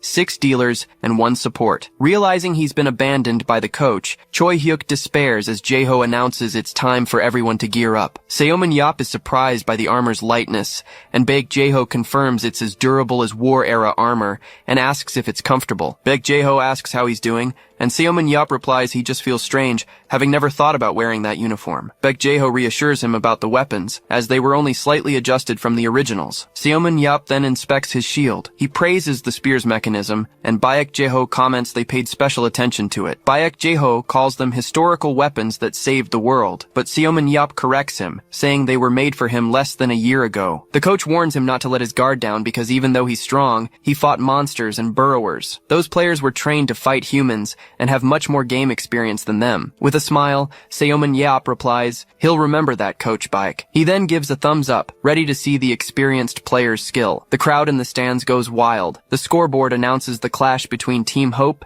and Team Love. As the teams line up, a player observes that up close, the national team looks different. Seomin Yeop notes that the opposing team has a higher average skill, but they seem mediocre and without special talents. He asks Baek Jae-ho if they score players when recruiting them, and the coach confirms they analyze a final score across various categories. A colleague explains that since the score is based on general grades, the opposing team wouldn't have anyone particularly talented in a specific area. Seomin Yeop's attention is then drawn to one of the players. He spots a young man chewing gum in the middle of the opposing team. His analysis reveals that while the player's overall levels aren't bad, his focus is very low. He then wonders if that young man was also spoiled by a wealthy family. The youth confronts him, asking what he's looking at and calling him old. The young man recognizes him as Seomin Yeop. He recalls complaining about his interference during the A-match game against America. On that occasion, he commented that Seomin Yeop didn't even know what the battlefield was. Seomin Yeop asks a teammate to switch places with him for a second. He then approaches and tells Shim Young-soo that he seems to have a big problem with him. The young man confirms, mentioning his attitude during the last match. He continues, saying that pretending to know things without ever playing doesn't look good, but Seomin Yeop just laughs. The younger player questions what's so funny. Seomin Yeop then asks what his father does, and he replies that he is the association's vice president. An announcement calls all players to enter the field of play. Seomin Yeop calls him a yuppie and tells them to go in, but the young man grabs him, questioning the reason for the nickname and the question about his father. He replies he was curious what kind of father raised an idiotic bastard like him. Seomin Yeop reveals that having had a difficult past, he hates spoiled children without resilience. With a smirk, he makes an offensive gesture and states that, thanks to the young man, he now feels motivated to participate in the battlefield, declaring the young man is dead. The player's entrance is announced as Seomin Yeop's name echoes through the arena. It is then declared that the awaited moment has arrived, with Seomin Yeop finally entering the arena as a player. A narrator comments that, despite being a charity game, the match will be unparalleled in spectator numbers. Many celebrities are in the audience, including Gerald Walker from the American national team and agents Joe Fellman and Jake Rand. Sayulan, one of the 7 heroes, and the Moro brothers also watch as the charity match begins. They then reveal that the field for the first match is the Spiral Cave of Aza. The arena is a 3-circular zone dungeon with a secret passage, inhabited by monsters like skeleton arachnes and serpents. The match will be between Team Love, composed of current national selection members, and Team Hope, featuring the hero from 17 years ago. 10 minutes earlier, a man begins briefing his team. He explains that the starting points are Zone 5 for Team Hope and Zone 1 for Team Love, on opposite sides of the arena. The main team will hunt in 5-2, while Seomin Yeop will head to 5-3 to defeat the Serpent boss alone. Serpent's defeat will collapse the area, so they need to synchronize the hunt, and Seomin Yeop agrees to take it easy. After that, they will clear Zone 6 and use the passage there to enter the smaller circle. That point will be the first encounter with the opposition, and he, Baek Hyeon, and Seomin Yeop will contain them. For Seomin Yeop, a direct fight from the start would result in victory, but Baek Jae-ho has become cowardly as a coach. A best-of-3 match gives Seomin Yeop the opportunity to analyze the battlefield in the first round. In Zone 5-1, Team Hope's starting point, the team gathers inside a cave. The captain then orders everyone to take their positions. Baek Hyeon, the main damage dealer from the rear, takes her position. Baek Jae-ho, the support damage dealer, and Seomin Yeop, the frontline tank, also prepare. All frontline tanks, including Choi Hyuk, join Seomin Yeop. Seomin Yeop then greets someone, saying it's been a long time. One of the team members points to the cave ceiling, which is completely covered in spiders. The arachnid creatures stir in the darkness. In Zone 1-1, Team Love begins its hunt against the spiders. Team Love's captain, Chae Woo-hyun, orders Young-soo to attack the arachne. Young-soo then launches an attack against the monsters. The attack hits the creature squarely and knocks it to the ground. Shim Young-soo, Team Love's main damage dealer, prepares after his attack. The confrontation between Shim Young-soo and Seomin Yeop becomes the central point of the match. Shim Young-soo questions the fame of the seven heroes as a creature is defeated behind him. He then launches a series of attacks and shouts for them to die. He declares that Seomin Yeop will die by his hands. Seomin Yeop calls for Baek Jae-ho, saying it's time to go. He then charges at high speed across the battlefield. Taking a leap, he launches himself into the air. Then he spins to attack the enemies and advances through a group of monsters. Baek Jae-ho also attacks with his weapon. When a substance is spat by a creature, he warns Yeop that it's falling, but Seomin Yeop throws his shield downwards and uses it as support to stop the fall, claiming he caught it. Baek Jae-ho continues fighting, cutting down monsters around him. The commentators are amazed, calling them the legendary duo. The audience celebrates the fact that they instantly obliterated the arachnes, which are difficult to face in groups. Baek Jae-ho announces the ceiling is clear, complaining about his back. More spiders emerge, and he asks if they should clear those too. The duo then fights in perfect sync against the remaining creatures. Choi Hyuk watches the fight, remembering that arachnes aren't considered strong. Even with tough carapaces that make attacks useless, Seomin Yeop defeats them with ease. He quickly advances toward his next target. Then he grips his spear firmly. Choi Hyuk realizes he's using his special abilities. He decides to use the focused aura skill on his shield, feeling a bit awkward since it's his first time. He then moves forward to test the technique on one of the creatures. As he approaches, he attacks the monster, and to defend himself, he blocks the counterattack using focused aura. Seomin Yeop observes Choi Hyuk's progress from a distance. With a smile, he states he can't just keep watching. A larger creature then emerges and charges to attack. Seomin Yeop braces himself and blocks the creature's attack with his shield. He then lunges forward and pierces the monster with his spear. The creature recoils from the impact of the blow. With a powerful move, he crushes part of the monster's body. The Moro brothers in the audience recognize the technique with enthusiasm. They point out that this is the 100 centimeters throw, Seomin Yeop's signature move, and Zulan confirms it. Zulan explains that at first glance, the move looks like a common spear thrust, but he actually uses his ability to throw the spear at maximum speed and catches it again before it travels 100 centimeters. The result is a super powerful thrust that generates much stronger momentum than physical strength alone. The technique of throwing and catching the spear allows no single error, but he executes it as naturally as breathing. Zulan concludes that both 17 years ago and now, Seomin Yeop is simply annoying. As another monster attacks, he asks Baek Jae-ho if his side is already clear. The creature tries to attack Choi Hyuk from behind, but he prepares for the blow. Seomin Yeop intervenes to block the attack, stating he needs to finish this quickly. He then leaps over the creature to deliver a final blow. Seomin Yeop affirms he has an appointment and cannot be late. With Zone 5-1 clear, the captain congratulates the team on a good job. He then prepares to announce the next move, but notices Seomin Yeop has disappeared. Choi Hyuk explains that he left to clear Zone 5-3 and told them to follow. The captain accepts the decision, trusting that, even if impulsive, Seomin Yeop thinks before acting. He then commands the team to advance to Zone 5-2. The scene shifts to Zone 5-3, where the environment trembles. There, Seomin Yeop greets the zone boss, Serpent. He comments that their last fight feels like it was just yesterday. Preparing for battle, he fully concentrates on his opponent. He then challenges the creature to combat. The monster charges in a swift, direct attack. Seomin Yeop slides across the floor to position himself. He braces his feet and shield on the ground, enduring the impact. He holds firm and faces the creature. With a powerful upward strike,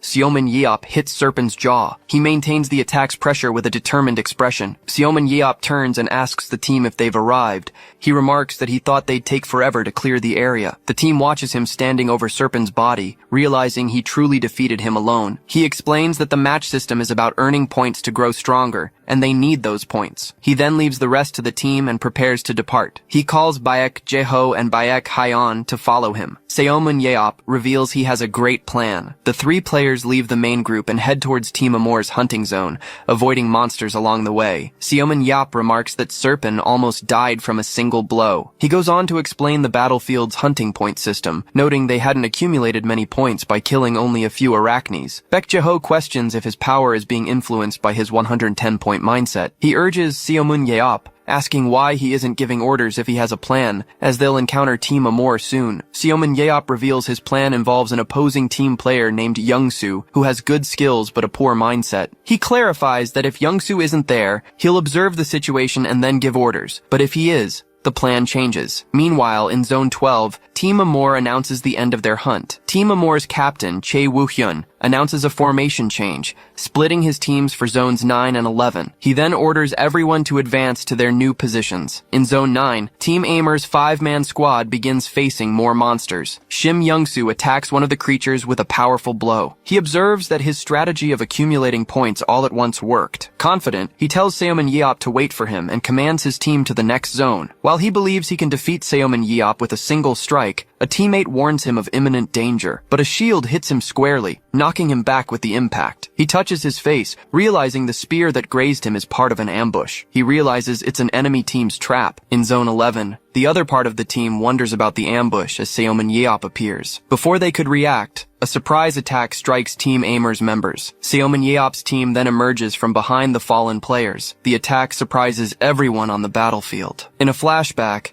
Seomin Yeop instructs the rest of his team to take the opposite route and approach the enemy team after defeating Serpin. Seomin Yeop instructs them to fight to the end against the national team players, promising to help them as soon as possible. The team then advances with determination across the battlefield. Baek Jae-ho notes, the throw was blocked. Seomin Yeop replies, he shouldn't go so hard on the kids right from the start. He then wishes Baek Jae-ho good luck, who asks to be thrown at once. Seomin Yeop prepares to launch his teammate towards the opposing team. With a swift and powerful move, he hurls Baek Jae-ho through the air. Next, he positions himself to throw his shield once more. He throws it with great force right behind his teammate. The shield travels at high speed, following the same trajectory. In the air, Baek Jae-ho intercepts the shield to use it in his attack. Team Amor's captain realizes Young-soo is the target and orders everyone to protect him. Shim Young-soo is quickly surrounded by his teammates. Baek Jae-ho then teleports and attacks Team Amor's tanks, who are his true targets. One of the opposing players shouts for everyone to focus and get the coach first, but Baek Jae-ho is hit by an unexpected attack. The Team Amor player orders them not to stop attacking,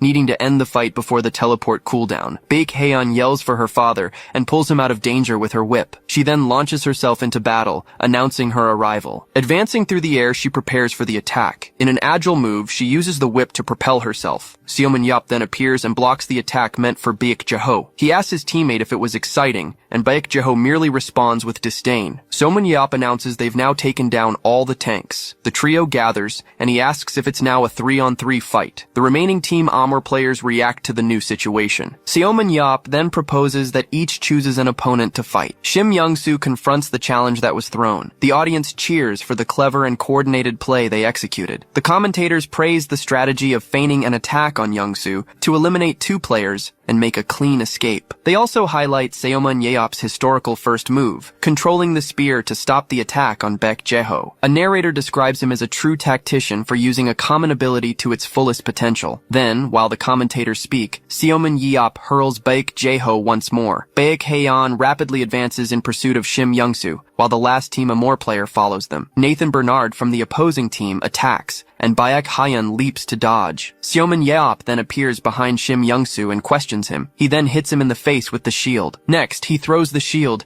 hitting him in the head and knocking him to the ground. Seomin Yeop approaches the fallen opponent. The opposing team realizes all 5 of their teammates have been eliminated. Team Amor's captain cannot believe they've already defeated all 5. He becomes frustrated by the unexpected situation. He then orders everyone to attack to turn the game in their favor. Choi Hyuk prepares to face one of the remaining players. In a flashback, Seomin Yeop teaches Choi Hyuk the basics of shield usage. Back in the present, Choi Hyuk applies the teaching and blocks the opponent's attack. The Team Amor player sees an opening after the weapon's impact. Choi Hyuk dodges his opponent's rapid attacks. Team Amor's captain wonders how an improvised tank could have such solid defense. He then fires an attack against what he calls a fake tank. The captain advances for a final blow, and Choi Hyuk rushes to block. Seomin Yeop intervenes and defeats Team Amor's captain with a quick attack. Seomin Yeop praises Choi Hyuk's good work and tells him to leave the rest to them. He then declares they'll finish in 5 minutes to move on to the next match. Team Hope wins the first set 8-0, and player Baek Jae-ho is announced as MVP. A player rushes into Team Hope's waiting room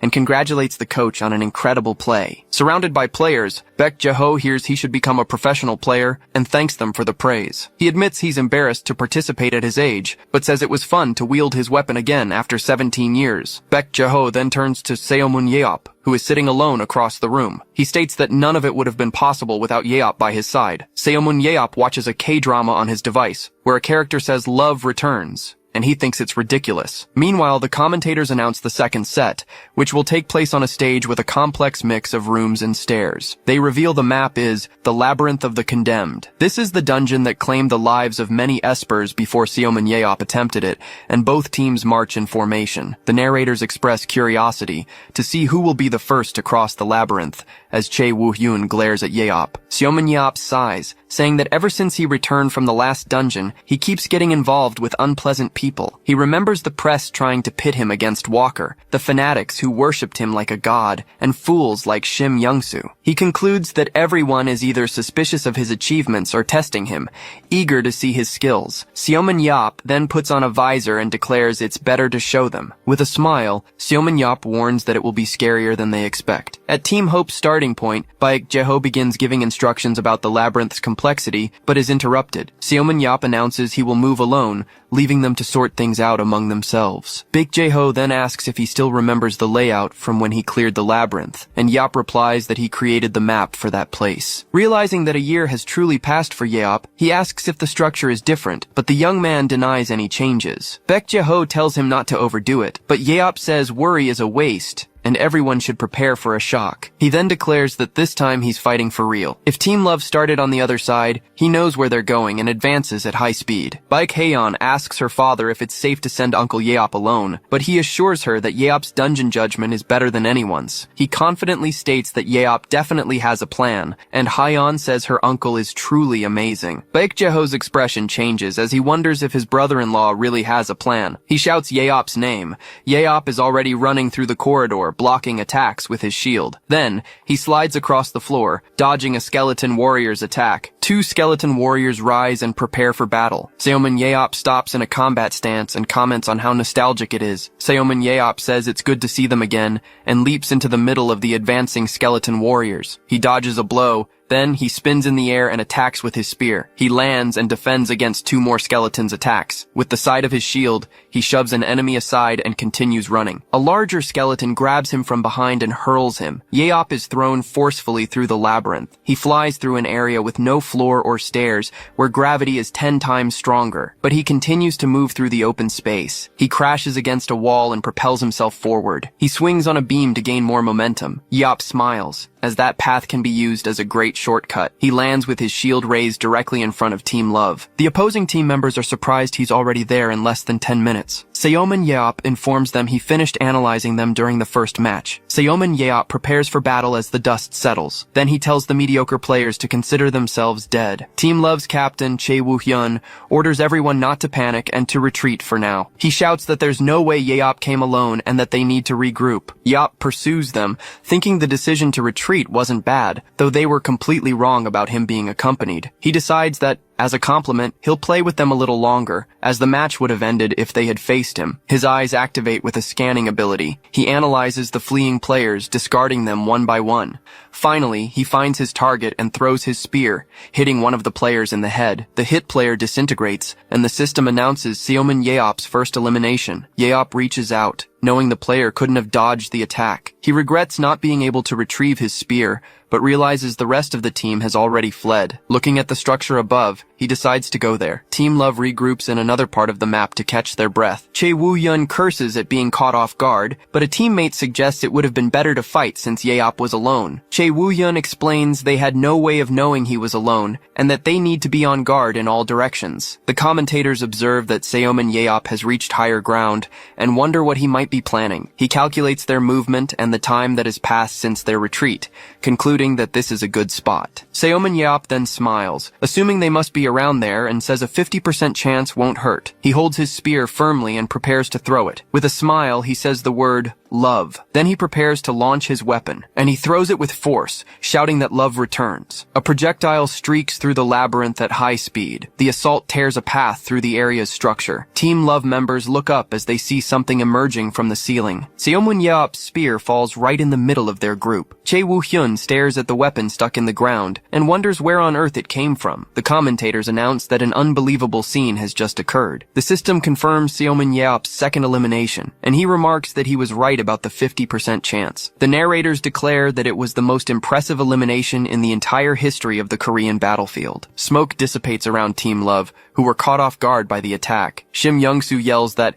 enough is enough with retreating and that they need to fight, asserting that Seoman-yeop is definitely alone. Chae Woo-hyun tries to calm him, but Young-soo insists that while they stand still, the other team is freely hunting. The captain explains that they have fewer players now, and dividing their power would be a mistake, but Young-soo demands to know the plan. Seoman-yeop lands on a beam above them, asking if there's a division and calling them a bunch of cowards. Young-soo gets annoyed, saying he can just roast him with his ability, but a teammate advises him to conserve his aura. Irritated by the orders, he asks if they want him to lose, and his hand ignites. Then, he launches an attack toward Yeop. The blast explodes against the wall where Seoman-yeop had been. Shim Young-soo brags, saying he knew Yeop was hiding back there. Suddenly, Yeop calls him an idiot, and he turns around in surprise. The team looks up and sees the real Seoman-yeop standing on the ledge. He asks if Young-soo really didn't think he might have made noise on purpose to get noticed. Yeop then says his acting is terrible, and leaps away, leaving the team behind. Shim Young-soo is shocked his ability was blocked so easily, but his teammate points out that he unleashed the attack with full force. A teammate comments that, in terms of power, Young-soo's ability could compete in the big leagues. He concludes that an attack of that level couldn't have been blocked easily, and that they can't simply ignore it. Chae Woo-hyun decides that, as Young-soo said, they should get Seoman-yeop first, and orders the 3 damage dealers to hunt him down. The plan is for them to follow the west path, pretend to be scouting the area, and then attack Seoman-yeop from behind. After acquiring some hunting points, the rest of the team will join them to finally defeat him. A narrator comments that Team Love seems to be pursuing Seoman-yeop, but he won't be easy to catch. After all, Seoman-yeop knows the layout of the labyrinth of the condemned better than anyone. He watches the 3 approaching,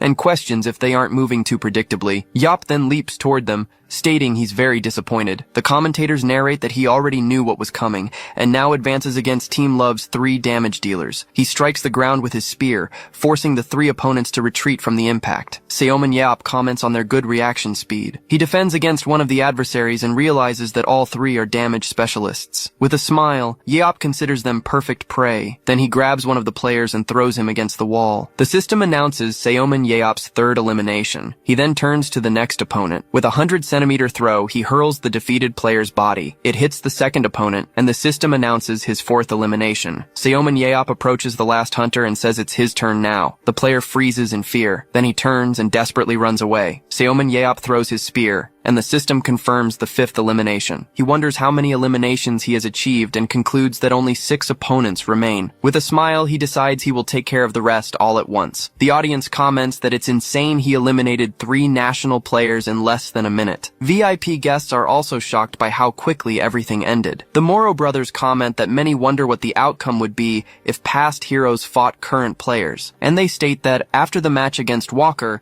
they can once again confirm the answer. Seulan concludes that he is truly back, while a narrator states that Seoman-yeop is dominating. Over the comms, Baek Jae-ho asks Seoman-yeop about the 5 eliminations, and Yeop simply replies that his aura is now red. Baek Jae-ho then says they will join him and asks for his location, receiving Zone 3-1 as the reply. Seoman-yeop spots the remaining opponents and warns that everything will be over before they arrive. He then stands up and asks not to be interrupted anymore, as he's going to fight. Baek Jae-ho tries to call him again, but Yeop has already departed at high speed. Seoman-yeop comes face to face with the rest of Team Love. With a smile, he asks if they've waited long, and says he came as fast as he could. Chae Woo-hyun orders his team not to panic, and to spread out for now. The team disperses, and Yeop assumes they must have prepared something for him. He watches them move quickly to surround him. The remaining members of Team Love stare him down, preparing for the final confrontation. He realizes their plan is to attack after encircling him. Even if they attack from all sides, he predicts the first to advance will be the one with the highest mobility. A player advances, and Yeop's analysis reveals he possesses the instant acceleration ability. The opponent uses his instant acceleration,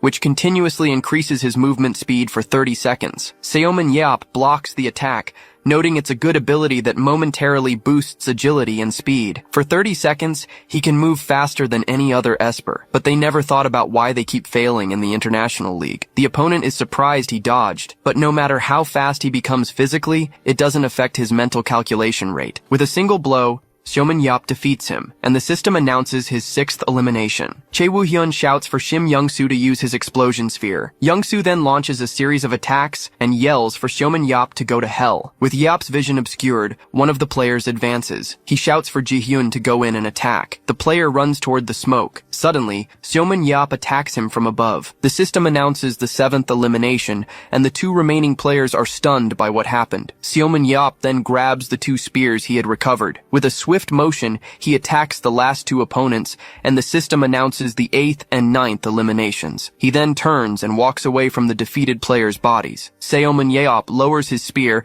and prepares for the final confrontation. He faces the 2 opponents and asks if it's just them against him now. Chae Woo-hyun and Shim Young-soo tremble, and the captain comments that this is even worse than their match against France. Chae Woo-hyun's analysis shows that his special ability is deceleration. Seomin Yeop says his ability isn't bad, but his Esper ability is mediocre compared to foreign players. He then turns to Young-soo and says he'll handle things here somehow. Yeop asks what they're talking about and advances, attacking Chae Woo-hyun. The system announces Seomin Yeop's 10th elimination. He then asks Young-soo if he's the last one left. Young-soo backs away, telling him not to come closer, but Yeop continues to advance. With a shout, he charges his last opponent. Shield raised. He hits him squarely with the force of the impact. Then, he throws him to the ground, and the system confirms the 11th elimination. The commentators announce that, for the first time in Korean battlefield history, a single player achieved an all-kill. The narrators announce that an unbelievable scene unfolded again in the second set, the first all-kill in Korean battlefield history. The live audience goes wild, and many comment that he decimated the entire national team. Seomin Yeop shattered the expectations of experts who said he would take time to get used to the field. He and Baek Jae-ho walk through the arena while the crowd chants his name. Seomin Yeop points to a drone and asks Jae-ho what it is, and he replies that it's a camera. He explains that the footage is broadcast immediately to the arena, and the crowd cheers when they see him on the big screen. Realizing the footage is immediate, he flips off the camera. Baek Jae-ho grabs him, asking what's wrong with him, but Yeop just says it's fun. He then drags him away, saying they need to go. Yeop asks where, and his brother-in-law replies that he needs to do the MVP interview. A reporter named Lee Young-hee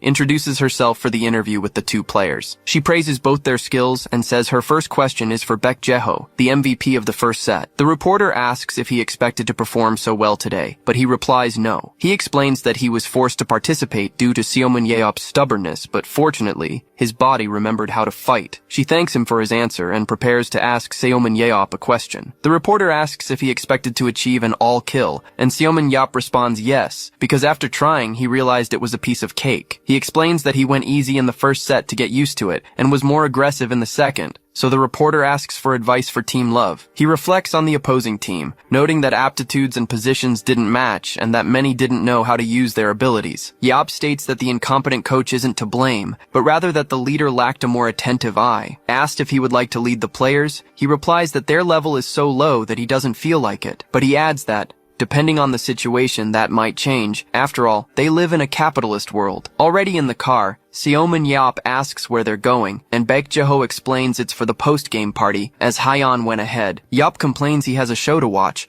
but his brother-in-law tells him to just forget about it for today. He grumbles that everything is annoying, so Baek Jae-ho tells him to stop complaining, and asks why he said that in the interview. Baek Jae-ho comments that he didn't say no for the first time, and Yeop clarifies that he has no interest in being a player but could consider teaching. Then, he questions why Jae-ho became a coach since it's not his strong suit, and Jae-ho replies that he was pressured into accepting. He explains that after being commanded by Yeop for 11 years, he thought he could be a coach, remembering how Yeop used to teach. Baek Jae-ho thought it would be fine because he watched him teach, just like Emre Kasa, who became a renowned coach inspired by him. Seomin Yeop says that while fighting, he realized no one in the country knows how to teach techniques correctly, and his brother-in-law asks if he wants to be a technical coach. He replies that he could, if they paid him well, and that he's only helping because Jae-ho is the coach, who thanks him. Seomin Yeop says he'll give some free advice, and tells Baek Jae-ho to try doing as he says, and his brother-in-law agrees to listen. He advises placing Choi Hyuk as a tanker, using Yu Buko for the finishing blow since he can't handle his own speed,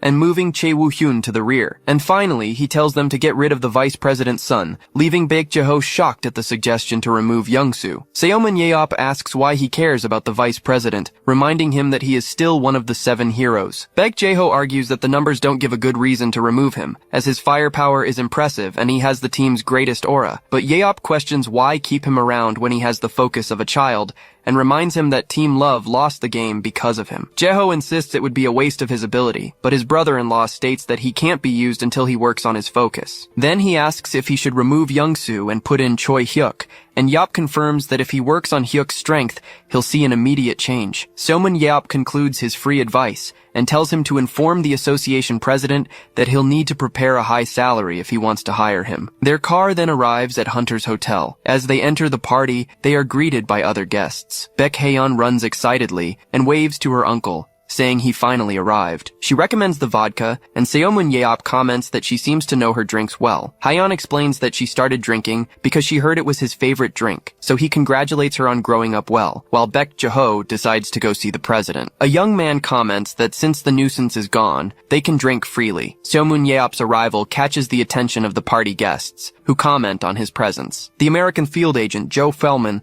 prepares to approach him, but his assistant stops him. She advises him not to approach with the intention of hiring him so as not to offend him, and he agrees. Fellman decides to wait for the right moment, but someone bumps into him asking to be excused. The man addresses Seomun Yeop, who turns to face him. Yeop recognizes him as Jake Rand, the European field agent. Rand greets him, and Yeop corrects him about his surname while Fellman observes the interaction from a distance. Fellman remembers he doesn't need to be defensive just because Rand poached a player from him before. He understands that Seomun Yeop is no ordinary player, and that it won't be easy to convince him without understanding what he's been through. Jake Rand hands Yeop his card, telling him to contact him if he ever feels like playing, and Yeop replies that he'll think about it. Baek Haeyeon asks her uncle how his English is so good, and he explains he learned it by traveling through different countries. She asks why she only heard Korean during his encounter with Walker. Yeop jokes that she must have a peanut brain, and Haeyeon complains that it's mean. Seeing Jake Rand leave, Joe Fellman realizes this is his chance to approach, but as he tries to advance, he's pushed by a crowd asking to be excused. The Moro brothers approach Seomun Yeop, greeting him in English. They praise him as the best esper in the world, and he replies that he also knows French. Yeop recognizes them as the French arms-dealing brothers,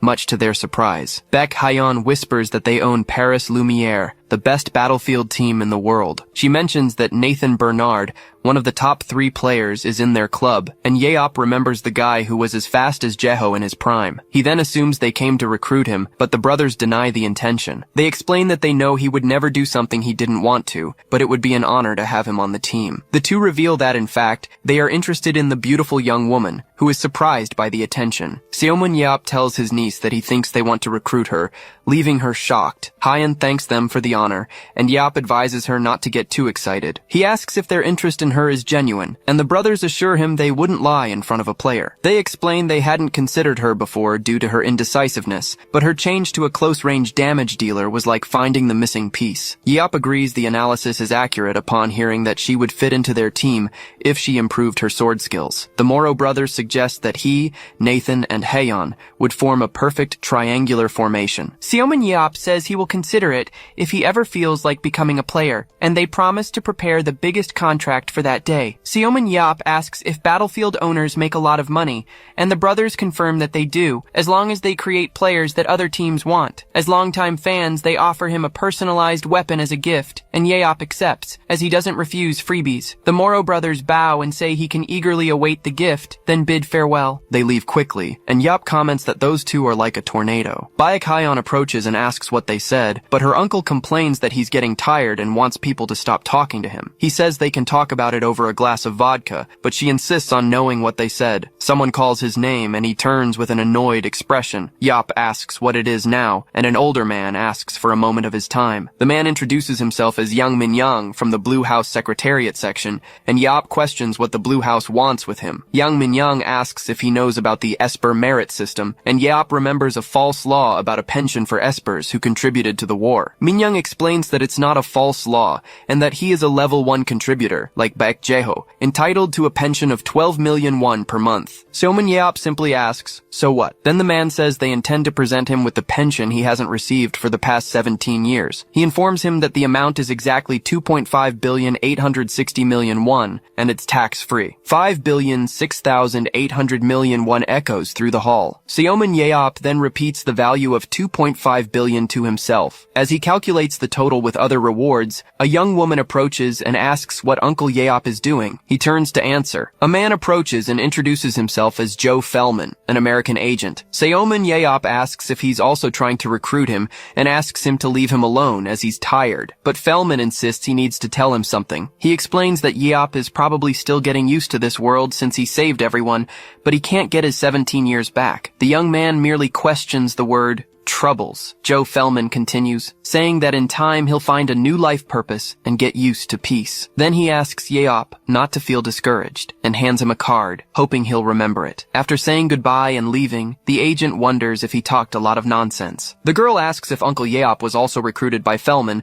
and he replies that he found him strange, making her curious about what he does. The young woman explains that he's a big fish in the American Major League, nicknamed Money Ghost for getting rich by taking many Korean espers. Seomin Yeop finds it strange that he didn't mention money and just spoke nonsense. She adds that she heard he tried to recruit her father a long time ago with an absurd amount, while Yeop watches Fellman walk away. A presenter then announces that the party's main event, the donation exchange, is about to begin. He informs that the announcements will be made by a special guest, the person who donated the most. The presenter then reveals Seomin Yeop's name, who wonders if it's actually him. He is invited onto the stage as the crowd applauds. On stage, Seomin Yeop asks how much his entire fortune was, since they said he donated more than everyone else there. The presenter replies that the donation was 74 trillion won. Park Jin-tae clarifies that according to his wishes, Park himself and Coach Baek took responsibility for donating everything. Seomin Yeop takes the microphone and says the committee president warned him, but he didn't imagine it was that much. He finds it hilarious that he was happy to receive 2.5 billion when his assets exceeded 1 trillion. The audience laughs when he comments that maybe he should have recovered some of his assets. He then pauses and continues, saying that 17 years have passed since his assets were donated and a lot has changed since he returned from the last dungeon. He states that everyone praises him for saving the world and talks about his noble sacrifice. But the truth is there was no noble meaning. He simply enjoyed dungeons. Sometimes he even wished the enemies wouldn't lose so he could keep fighting. That's why Seomin Yeop doesn't understand the praise he receives for saving the world. He doesn't feel accomplished, just that something fun has ended. However, there's one thing he is proud of, the fact that the children helped by his donations are now adults. This is more gratifying than saving the world, as he doesn't want any other child to be as unhappy as he was. After the speech, the presenter thanks him, and Seomin Yeop leaves the stage to applause. Park Jin-tae approaches and comments that he really knows how to give a speech. He questions if 7 trillion can cover up his problematic tendencies, and Yeop blames his unhappy childhood for his behavior. Park Jin-tae says he was born a troublemaker, so the young man simply asks why he's really there. The man questions him for annihilating the national players, and Seomin Yeop retorts by asking if he needed to train them that way. Park laments that the charity match made things worse, with the KB League being defeated by a single man, but Yeop thinks it's always been like that. He gets annoyed, saying that thanks to Yeop, the government barely funded espers, treating them like monsters. Then Jin-tae shouts that Yeop contributed to this, recalling the times he treated the National Assembly and the Blue House as if they were thugs. Park Jin-tae yells that because of him, politicians thought all espers were the same, but Seomin Yeop retorts that they started bad-mouthing first. After ending the discussion, he finally reveals what he wanted and invites Yeop to be the technical coach for the national team. He offers a lot of money, but Seomin Yeop responds that it will be difficult. With a smile, the young man says there's something he wants to try. Already in the car, Seomin Yeop calculates the total will be around 16 billion, and Baek Ji-ho asks what he's talking about. He then declares that he wants to own a club, surprising his companion with the sudden revelation. Seomin Yeop explains that his heart aches, seeing the national team play so poorly, and believes he can improve them by coaching players he chooses himself. Ji-ho questions his patriotism, and informs him that even the lowest-ranked league team costs 20 billion, which makes Yeop consider buying a second-division team. Ji-ho realizes this has nothing to do with patriotism, but rather with making money, and Seomin Yeop just laughs. He then confirms that it's obvious. When the car stops, Baek Ji-ho announces they've arrived and tells him to get out. Seomin Yeop pauses as he exits the car, and his companion asks what's wrong. He then spots a woman standing further down the street. The woman stares back at him. Baek Ji-ho recognizes her as Siulan and asks what brings her there, and she replies that she has business to attend to. Seomin Yeop simply asks what it is. He realizes he can't decipher her expression, unlike in the past. He decides to check her status to better understand the situation. He notes that most of her abilities are maxed out,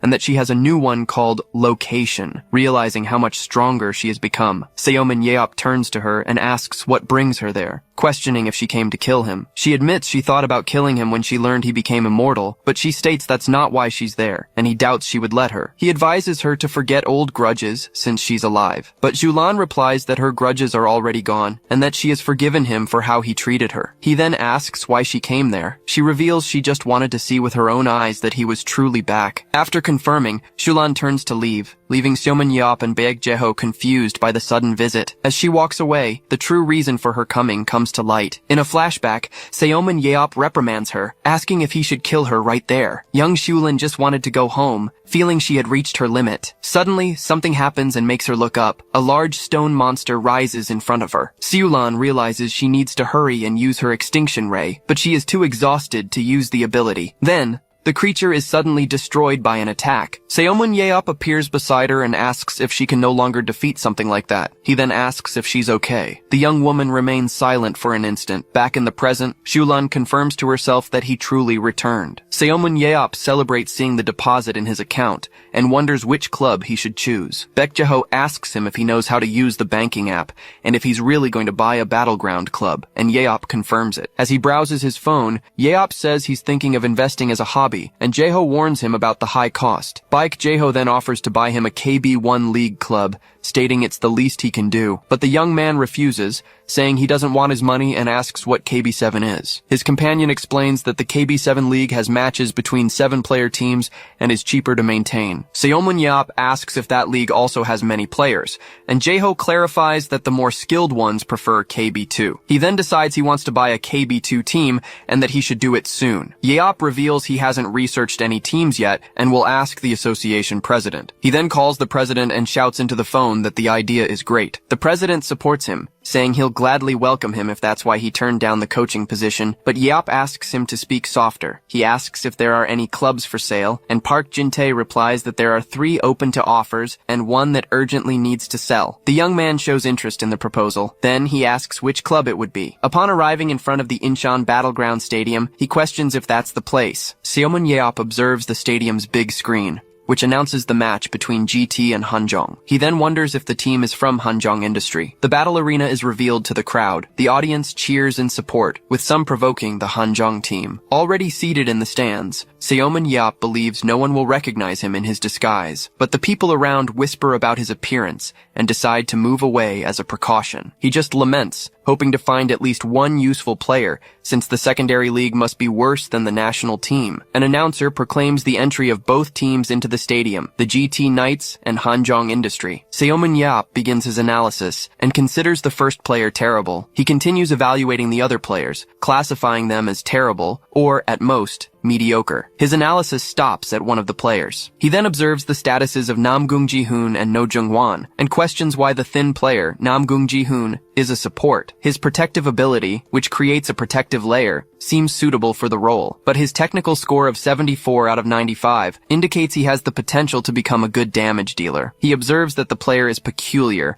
and would never have known his true calling if no one had noticed, so he decides he's in. Then, he analyzes the strength and endurance limits of another player, which are similar to those of the national player Chae Woo-hyun. His physical strength ability is common, but the strengthening percentage is high, so he is also approved. Seomun Yeop concludes that the rest of the team is bad and turns to observe the players on the bench. One of the players on the bench catches his attention. He then analyzes the statuses of Lee Nayeon, who is cheering for her team. Her special ability allows her to jump a maximum of 20 meters, but he considers that she could be decent with a bow if her speed were increased to 100. An hour later, the match comes to an end. Outside, he faces the final score and realizes they are ridiculously weak. He believes, however, that the worse they start, the more fun it will be to see them improve. Already on the phone, Seomun Yeop confirms he has made his decision and announces he will buy Hanjong Industry. 2 days later, at the association headquarters, the former owner hands over the team, regretting that the players went through difficulties because of him. Seomun Yeop shakes his hand and promises that he will build the ultimate team,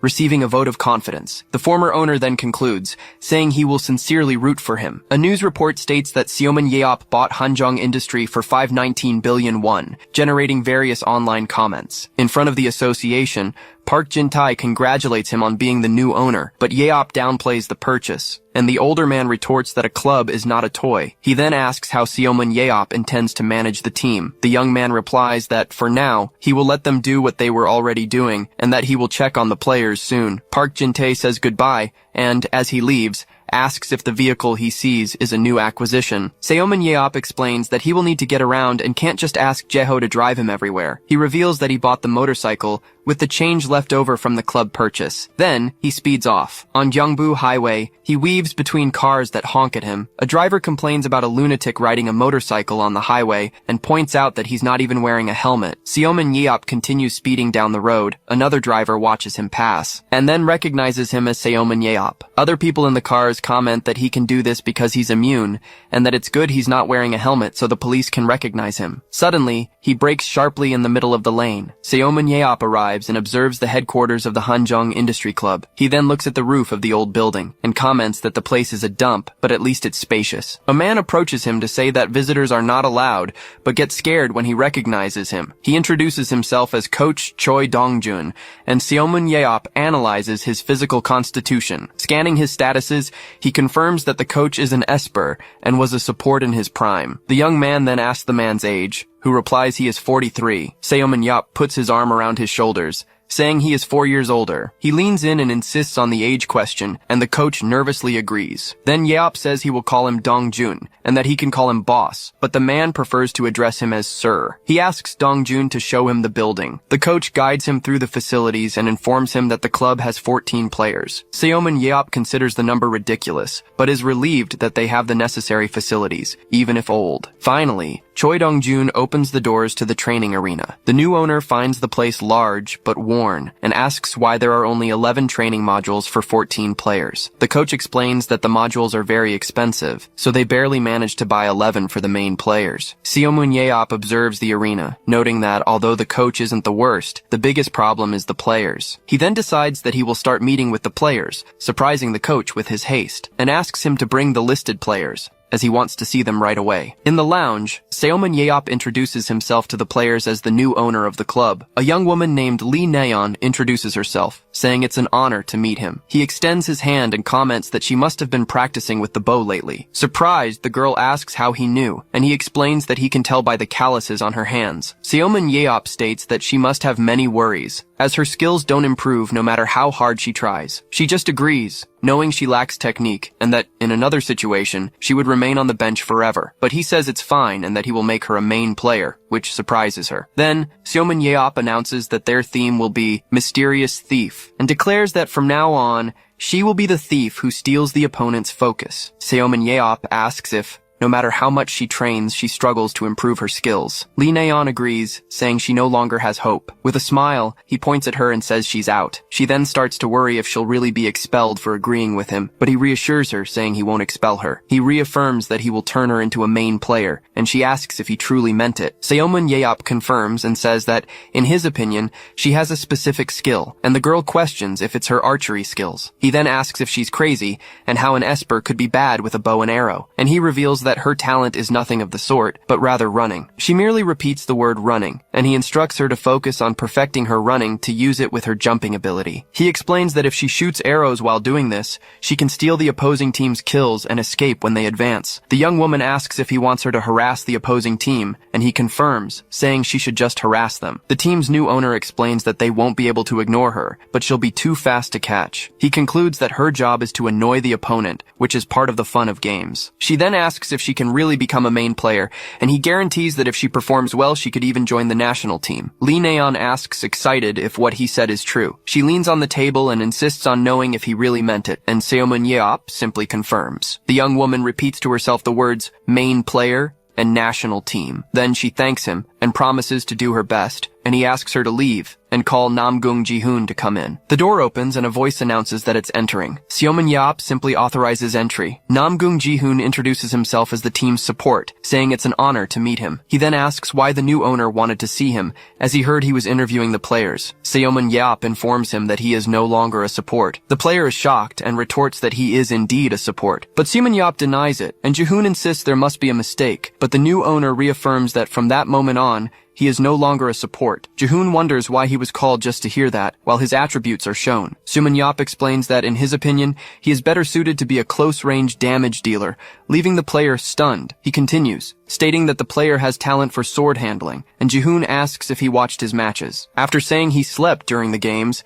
Seoman-Yeop corrects himself, but Jihoon argues that his reaction speed and agility are too low. Seoman-Yeop explains that this happens because he always stays behind using only his skill, but Jihoon defends that being a support is not a pathetic position. He then gets irritated and asks if the player thinks he knows more than him, and the young man replies no. The new owner reveals that he hates supports, as 9 out of 10 stay in the backline without fighting, which is like having one less member on the team, but he raises a finger and states that 1 in 10 is allowed to play as support. These players, he explains, have at least 2 supplementary skills and can fulfill their role even from afar. He then confronts him, asking if he only has the protection skill, and the player confirms. With a smile, Seoman-Yeop says he will give him another weapon. Jihoon misunderstands, asking if he will turn him into a sword-wielding support, annoying the team owner. He grabs him and shouts that he will make him a close-range damage dealer with a support skill, and the player apologizes. Seoman-Yeop questions him why he insists so much on being a support, and if he is afraid to fight on the front lines. He then comforts him, saying that with this attitude he will never be a main player, and that he must do what he says if he wants to succeed. The player asks if he will really succeed if he does this, and Yeop confirms yes, depending on his effort. When Jihoon asks what will happen if he wants to continue as a support,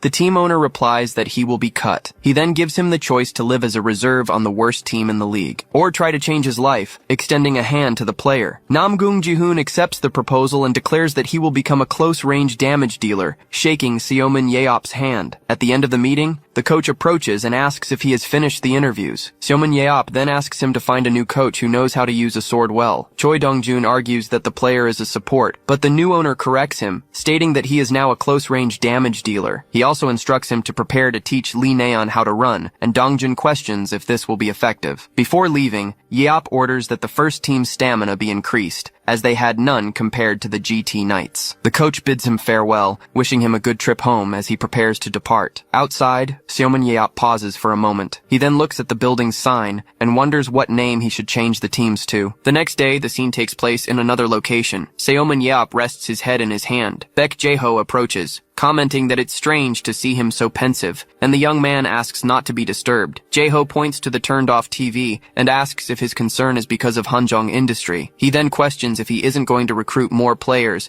as the team only has 14. Seoman-Yeop suddenly stands up, startling his companion, who insists he should recruit more people. Baek Jae-ho asks where he is going, and Seoman-Yeop merely repeats the word recruit. He approaches the window and states that he should recruit. Looking outside, he says that he happens to have a bunch of loudspeakers right there. A crowd of men is gathered outside, whispering among themselves. Seoman-Yeop opens the sliding door and calls for Dong-jun. Already on the phone, he warns that they will recruit some players. He asks if there's any reason not to, and the coach explains that they barely have funds to maintain the place. Seoman-Yeop calls him stingy and promises to buy modules if they choose new players, surprising Dong-jun. He questions the reason for such a fuss, and the coach reveals that a module costs about 200 million won. The new owner gets annoyed with the cheap team, saying that's not much, and Choi Dong-jun apologizes. He leans on the railing and orders the recruitment announcement to be published quickly. Then, he jumps from the balcony and says to leave the announcement up for 3 days. After landing, he hears Dong-jun question if 3 days isn't too short a time. The coach argues that they would need a month, but Yeop insists on 3 days, as he has an idea. A group of men talks outside while drinking coffee. A wooden gate opens. Seoman-Yeop greets the men outside, calling them reporters. He positions himself in front of the group, who question him about an interview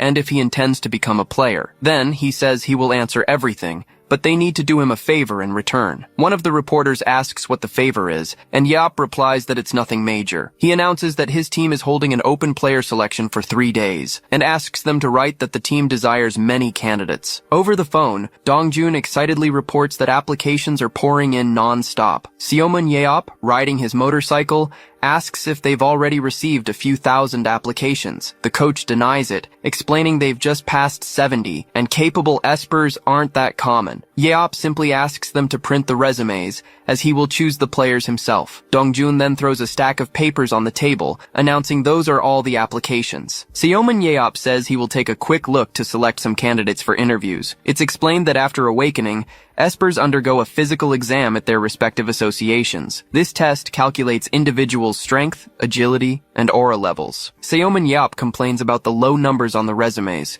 comparing them to his own test results. Annoyed, he crumples the papers, unable to identify hidden abilities with just that information. He starts analyzing the resumes again, hoping to find someone useful. Suddenly, one of the resumes catches his eye. He examines the profile of Jo Sung-ho, a 22-year-old delivery man. His physical attributes are only 1.5 times greater than an Olympic gold medalist's, but he possesses the ability to transfer objects and vision to others. With a smile, Seomin Yeop comments that it seems they have an interesting candidate. Then, the interview day arrives at Hanjong Industry headquarters. The first candidate introduces himself enthusiastically, declaring he is a big fan of Mr. Seomin Yeop. During the interview, Yeop notes Kim Jin-ho's resume states he played in high school, and the young man confirms he quit after graduation. He then asks if, by applying, he had changed his mind. But the candidate reveals he just wanted an autograph, and an annoyed Seomun Yeop tells him to leave. Seeing the man's confusion, he repeats for him to get out. The candidate threatens him, asking what will happen if news of how he treats a fan leaks. Then, a cell phone is thrown, hitting his head hard. Seomun Yeop challenges him to tell everyone the team has a crazy owner,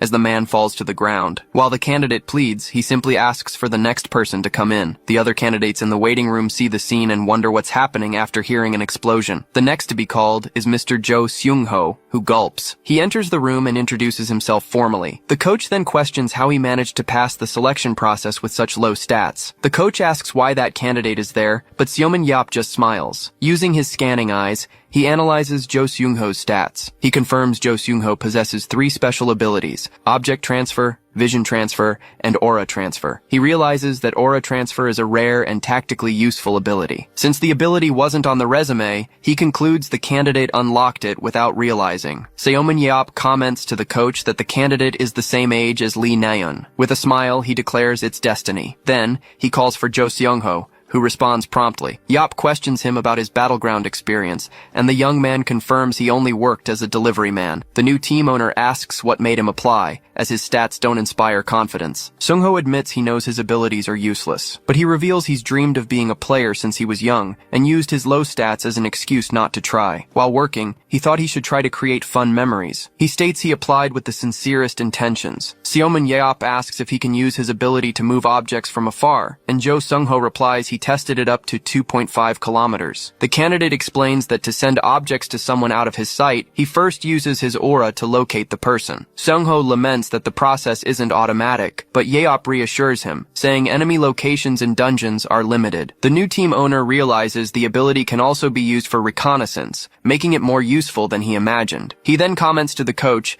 that every thief needs an assistant, leaving the coach confused. Seomin Yeop confirms the candidate's name and informs him that he's in. Jo Sung-ho thanks him excitedly and asks if he's serious. Seomin Yeop declares he will become a great partner for Lee Naeun, surprising the coach. He stands up and announces that the two will be the team's main players, and proclaims that from now on, they will show opponents a match that will drive them crazy. To celebrate the team's new beginning, everyone is invited to eat, drink, and have fun. The players toast and celebrate together. Seomun Yeop watches the team, who seem to be in good spirits, and a player approaches to greet him. The young man introduces himself as the captain of Hanjong Industry, No Jung-hwan. Seomun Yeop analyzes No Jung-hwan's stats, and remembers seeing him in the previous match. He considers him a tanker with no special traits but qualified for the team, and the captain thanks him for the investment. On behalf of the team, Jung-hwan promises they will do their best, but the new owner tells them not to worry, as he doesn't expect immediate results. The captain then bows in thanks,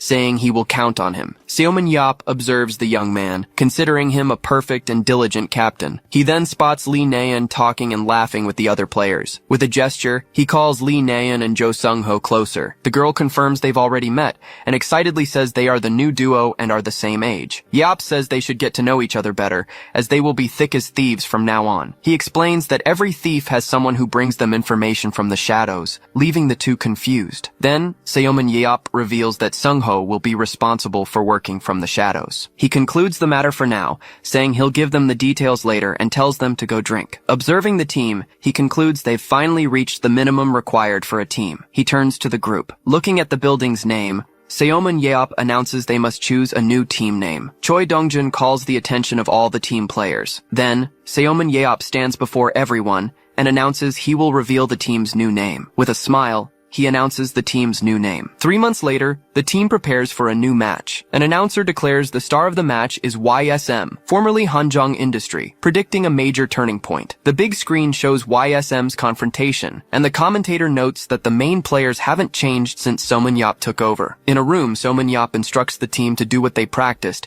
giving special attention to Sung Ho. Jo Sung Ho seems unsure, and asks if that will really be okay, but he's reassured it's all for performance. Soman Yap declares today is the day to reveal the results of the last 3 months of training, and orders them to show what they're made of, with the team responding in unison. The match between YSM and Incheon BC begins, with the first set starting now. A woman thanks Seoman Yeop for the invitation, commenting she hadn't been to an arena in a while. She explains she went to cheer for Haeyeon a few times, but hadn't visited since, and he asks about Jeho's games. The woman says he asked her to wait until the national team improved, and Yeop concludes she's never seen one of his matches. He complains about the national team's poor performance. The woman then asks if his team is different, and he confirms with a smile, saying she can eagerly look forward to watching them. With a confident look, he promises he will show her an insanely fun match. The announcer declares the dungeon for the first set is Wizard's Canyon, a place that is always beautiful. The commentators highlight that the map is suitable for both land and sea combat, which will test the YSM players' adaptability. 3 months ago, the coach timed Lee Naeon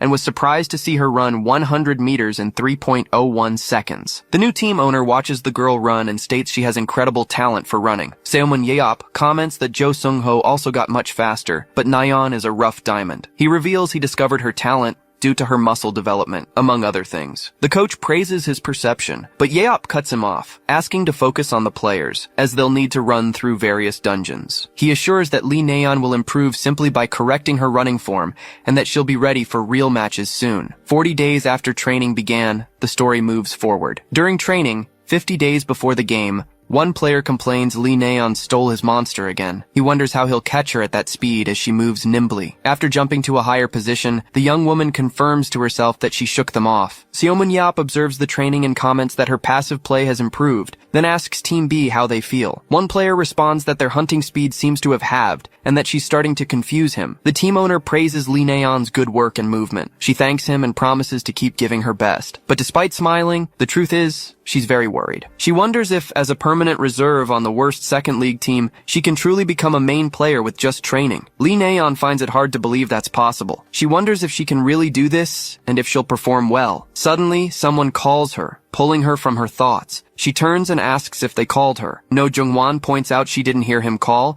and asks if she's nervous, but the girl denies it. He then says there's no need to pretend, as it's her first game, and it's natural to be nervous. The captain admits he threw up from how anxious he was during his first match. He tells her she can be nervous whenever she wants, but she shouldn't doubt her ability. With a smile, he encourages her, stating that the leader of the 7 heroes believes in her, and that she will be the best thief. Lee Naeon nods in agreement. No Jung-hwan declares that the team plays under the hero Seomun Yeop's name, and they must play a match worthy of his legacy. The team unites, shouting in response to the call to follow the plan. The commentator observes that YSM has split into 3 teams, questioning if this is the 4-4-3 tactic. Then, he notes that 3 players are crossing the dungeon without hunting, suggesting a containment play. The group of 3 players advances at high speed. Upon reaching a cliff, the 3 YSM players stop. Nayeon tells them to wait a second as the floating island they are on moves. Jo Sung-ho bends down to pick up a rock, stating that should be enough. He then activates his object transfer ability. A portal opens in front of the group. It's explained that Sung-ho will use his ability's operational mechanism as a scout, confirming the target and its location. The scout's vision expands, revealing the opposing team's location. He confirms he's found Park Jong-hyuk, Choi Young-gil, Jung Yoon-dae, and Lim Ji-wook. Sung-ho informs Nayeon that there are 4 players up there, and she confirms. She positions herself at the edge of the cliff. Then, Lee Nayeon leaps towards the floating island.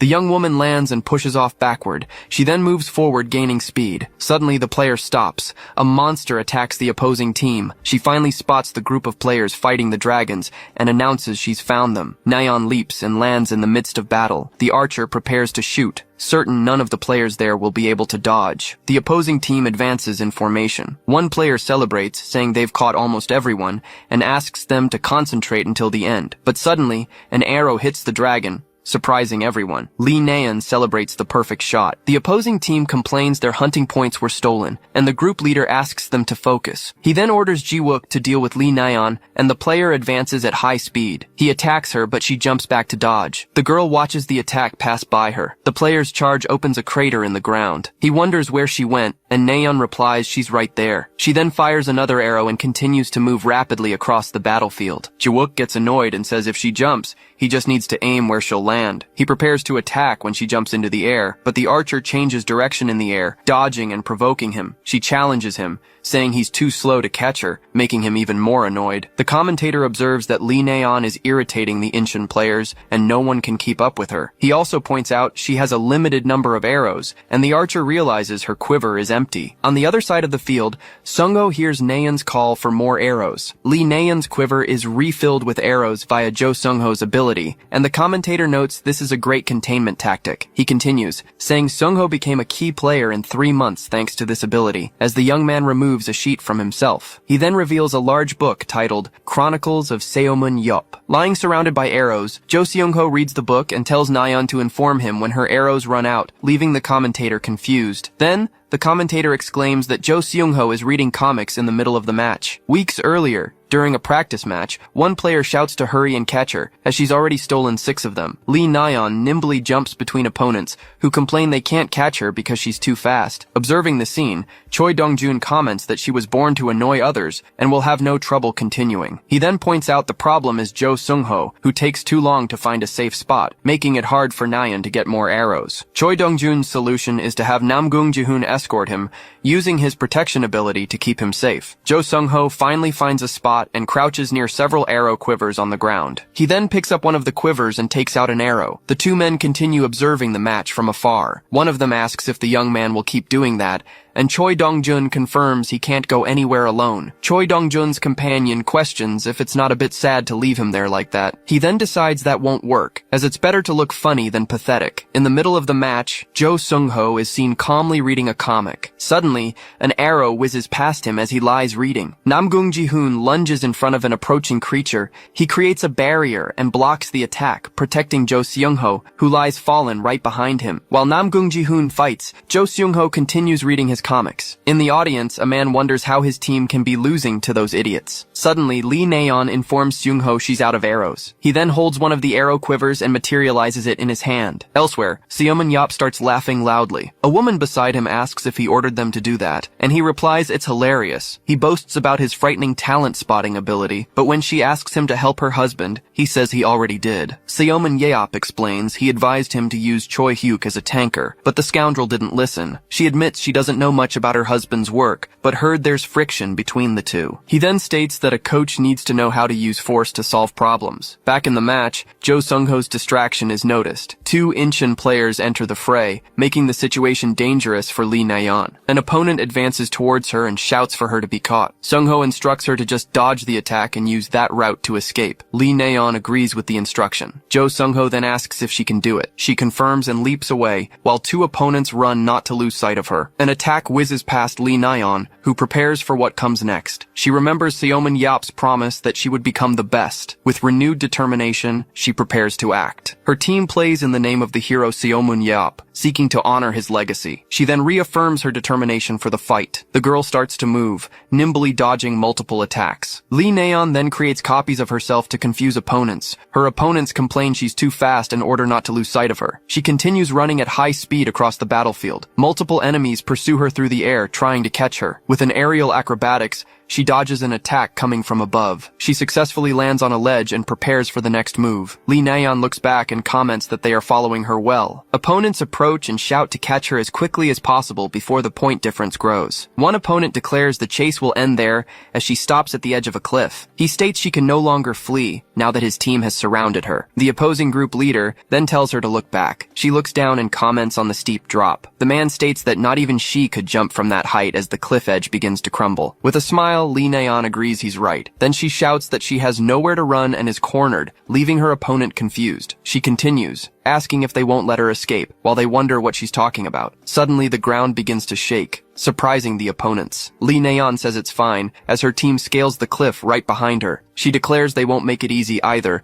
as her teammates land around her. With a wink, she says there's nothing they can do about it. Seomin Yeop watches with a smile, as his companion is surprised by the YSM players jumping from the moving floating island. The commentators announce that the improved YSM will face Incheon BC, who lost their chance to hunt. One of the YSM players attacks an opponent, and the commentators declare there's no hope for Incheon BC. Another opponent is quickly taken down by a precise blow. The remaining Incheon BC players arrive to join the fight, but it's already too late. With a score of 9-0, YSM, who had always been in last place, wins the first set. Lee Na-yeon and Jo Sung-ho are introduced as the team's new and surprising duo. The crowd goes wild, shouting the names of the two victorious players. Lee Na-yeon is visibly moved by the crowd's reaction. At another moment, she addresses Seomin Yeop, who is sitting with his companion. He then asks if she saw and what he had told her. Seomin Yeop points to the girl and reaffirms his promise to make her a key player. He smiles and gives a thumbs up. Back in the arena, Lee Na-yeon shrugs with a smile, while Jo Seung-ho looks confused beside her. The first set is announced as a YSM victory. This unexpected result shakes the Incheon BC team. Meanwhile, the YSM team stands tall, looking confident. In the second set,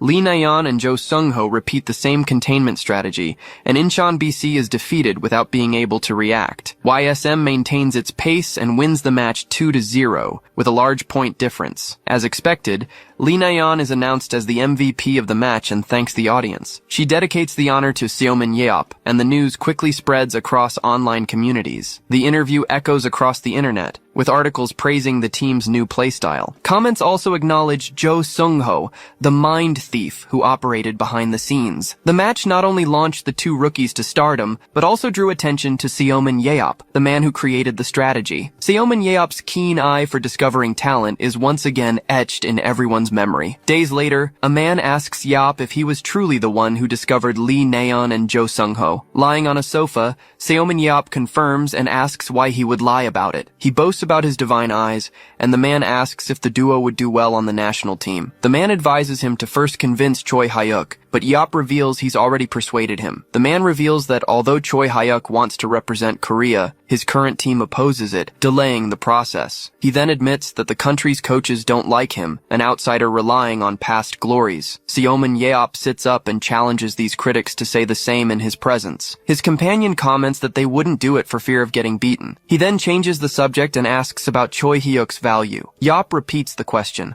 wanting to know the player's price. Sports News highlights YSM's fifth consecutive win, the Seomin Yeop effect, and the main duo's performance. A man shows his phone and euphorically announces their fifth consecutive win, an unprecedented record for the team. During the celebration, one of the team members cries, unable to believe they are living this moment. Seomin Yeop asks what their longest winning streak was before. The man admits they had never managed to win even 3 times in a row. He then comments that Lee Na-yeon's name is all over the internet, and that Yeop was right about her potential. Yeop reminds him of Dongjun's comments about the player's stats and states, it's not time to celebrate. He explains that Jo Sung-ho is the key to their strategy, and now all teams know that. The man suggests, somewhat uncertainly, that they need to protect Sung-ho well. Seomin Yeop states the other isn't entirely useless and asks for some water. The man stands still for a moment, leaving Seomin Yeop puzzled by the reaction. Patting his shoulder, Yeop asks if he can maintain the same energy once the training results start to show. Choi Dongjun confidently confirms,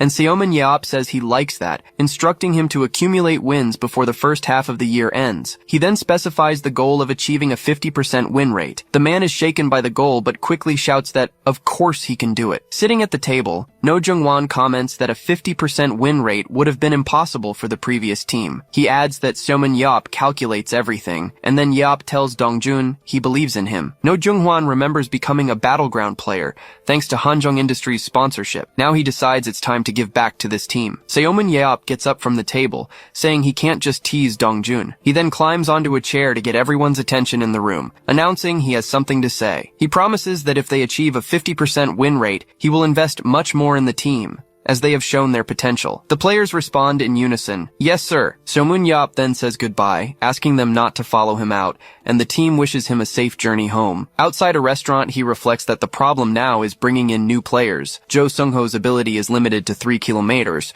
and if enemies ignore and neutralize him, Lee Naeun will become powerless. To use more varied strategies, he'll need new talents and, as Jaho said, more vigorous team training. He reflects that, with the new sponsorships, they have some leeway to attract players beyond those who came for his name. As he walks at night, thinking about how much he wants Choi Hyuk, his phone begins to ring. On his phone, a message from Baek Jae-ho suggests he look into youth leagues as there might be some remaining talents. With a smile, Seomun Yeop comments that Baek Jae-ho is being useful for the first time. He decides that once the first half of the year ends, they will recruit, and he tells the boys to wait. As Seomun Yeop predicted, YSM's winning streak ended at 6, as other teams discovered how to counter the duo. The team found focus in its captain, No Jung-hwan, and created new strategies that didn't solely rely on containment. Starting in 20th place out of 20 teams, YSM recorded a total of 10 wins and 8 losses. They finished the first half of the season in 11th place, and it was finally time to recruit new players. A crowd gathers in front of Youngmyung School's Battleground Club,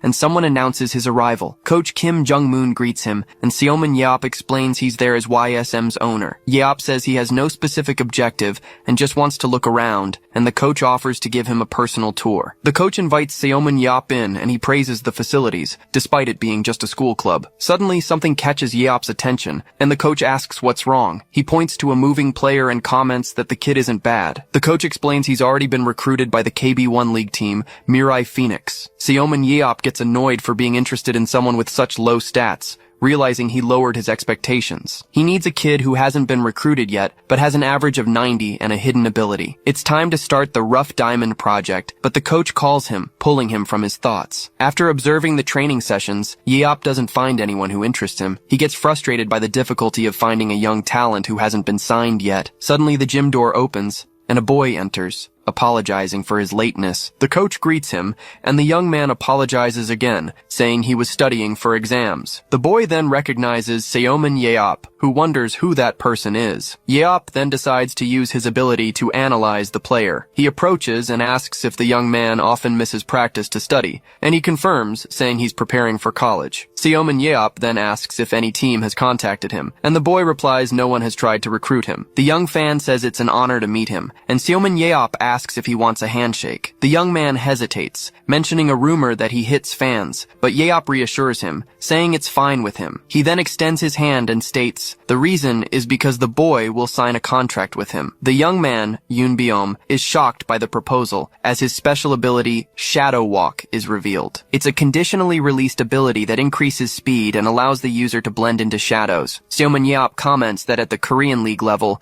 one could manage with an ability like this, leaving the boy confused. Determined to sign him before anyone else, he invites him to join YSM. Yoon Byom, however, questions how someone could know so much about him to offer a contract. In response, Seomun Yeop claims he saw him play on TV, but the boy retorts that he was on the bench the entire time. The man just smiles at that. Changing the subject, he explains that he sought him out precisely because he wondered why someone like him was always a reserve. In his view, the young man had a hidden talent that no one had recognized yet. Still, the boy insists there must be a mistake, considering himself weak and having a terrible ability. While acknowledging that Seomun Yeop is incredible, he asks what part of him shows any talent. Without hesitation, the recruiter points at him and says the answer is obviously his ability. He explains that Yoon Byom's ability seems vague, only working in shadows and offering a mere 20% bonus. The young man sighs, wondering what kind of useless ability that could be. To clarify, Seomun Yeop concludes that abilities usually develop according to the owner's personality traits, and this one reflected his shy nature. He also explains that a shadow power perfectly compatible with him could become much stronger with proper training. He even confirms he can see the ability's potential for evolution, which visibly surprises the boy. He then proposes that the student join the team for 2 years, and if he likes it, stay for another 3. If he decides to leave after this initial period, he'll receive 300 million won as compensation, an amount that shocks Yoon Byum. The boy says he needs to ask his mother, but Seomin Yeop grabs him and takes him away immediately. In the garage, the man pats the seat of a motorcycle and tells the young man to get on. Soon after, they speed off down the street, with Yoon Byum pleading for him to wait just a second. The contract is eventually signed with a special clause guaranteeing the 300 million won if the player leaves after 2 years. Holding the document, Seomin Yeop comments that it wasn't a bad start, while Yoon Byum's parents appear in the background, completely stunned. Satisfied, he gets back on the motorcycle, pleased to have already secured a player at the very first school. Now, he starts to wonder what kind of esper he'll find at the next institution he visits. Upon arriving at the new location, however, he's told that all the students have already been signed. Without pushing it, he turns and leaves, convinced he'll find someone at the next school. After all, there are still many more to go. The recruiter goes through several institutions but finds no one at any of them. The search continues at more high schools, but the result is the same. There are no more players available. Annoyed, Seomin Yeop realizes there isn't a single candidate left, and this was the last school on his list. Deciding to make this his last stop, Seomin Yeop heads to the gates of Jingyeon High School. Already seated at a table, he listens to the young man in front of him apologize, stating he has no plans to become a professional athlete. With a calm smile, Choi Jung-min explains that he just wants to enjoy the battlefield as a hobby, as his stats are analyzed. An older man informs him that the boy has been heavily scouted, but remains determined not to pursue a career, despite having decent attributes. Curious, Seomin Yeop asks if his parents agree with this decision, and the student replies that they're against it, as they don't understand why he'd choose to be poor. Still, Jungmin makes it clear he doesn't care what others say about his life, while the recruiter identifies the real problem as a defect. Placing his hands on his chest, the young man reveals his desire to become an author who can inspire hope and dreams in people. Faced with this, Seomin Yeop immediately recognizes the case as the so-called artist's defect. In a reflective tone, he repeats the words, hope and dreams, as if questioning them. He then formally introduces himself as Seomun Yeop, the hero who brought hope and dreams to a world that nearly ended 17 years ago. Seizing the moment, he proposes that Jungmin use his talent to record his life story, from being left as an orphan to his survival in the dungeons. The young man is completely mesmerized by the idea of turning this man's life into an impressive dark fantasy book. As a final incentive, Seomin Yeop promises to share details about the final dungeon, a topic he has never spoken about before. However, he makes it clear this will only happen if he joins the team as a player, causing Choi Jung-min to jump to his feet and shout that he'll sign. The contract is finalized by Seomin Yeop with Choi Jung-min, including a 160 million deposit and a 55 million salary. This deal is more expensive than Yoon Byum's, but the recruiter is betting on the observation skill to improve the young man's technique. After signing, Jung-min approaches to ask a question. Casually, Seomin Yeop allows him to use his first name and asks what he wants to know. Without beating around the bush, the young man asks how he manages to have no weaknesses. Jungmin confesses that he's never seen anyone like him before. He mentions watching the French national team when they were in Korea, and although they were all incredible, none compared to Seomun Yeop. At this, the hero just shrugs and questions how there could be anyone else like him in the world. He then reminds the boy that he doesn't like killing humans, something that was clear during the charity match. With the question answered, Seomin Yeop sends him back inside, telling him the coach will be in touch. As the young man walks away, the recruiter takes out his phone to start the main event. He calls Baek Jae-ho, who asks if he found any good players. In response, Seomin Yeop explains that the most talented ones had already been signed, but he still managed to secure 2. He also mentions that if he manages to get Choi Hyuk, he'll have 18 players, which is why he'll be running late. Ending the conversation, he says goodbye, mentioning he'll stop by to talk to him in person. Seomin Yeop answers the phone with a slight smile, asking where else he would be. Shortly after, he arrives at the Sangsung Spirits headquarters to meet with the coach, who supposedly has a problem with him. At the entrance, the guards try to stop him, but the man reminds them that the Blue House said the exact same thing. An image from the past appears, showing Seomin Yeop attacking the Blue House to demand a meeting with the president. Faced with this, the guards ask for permission to at least send a report to their superiors, and he agrees to wait. While waiting, he walks through the facility, observing how everything is new and extremely expensive. For a moment, he stops to gaze at the modern building in front of him. In a casual tone,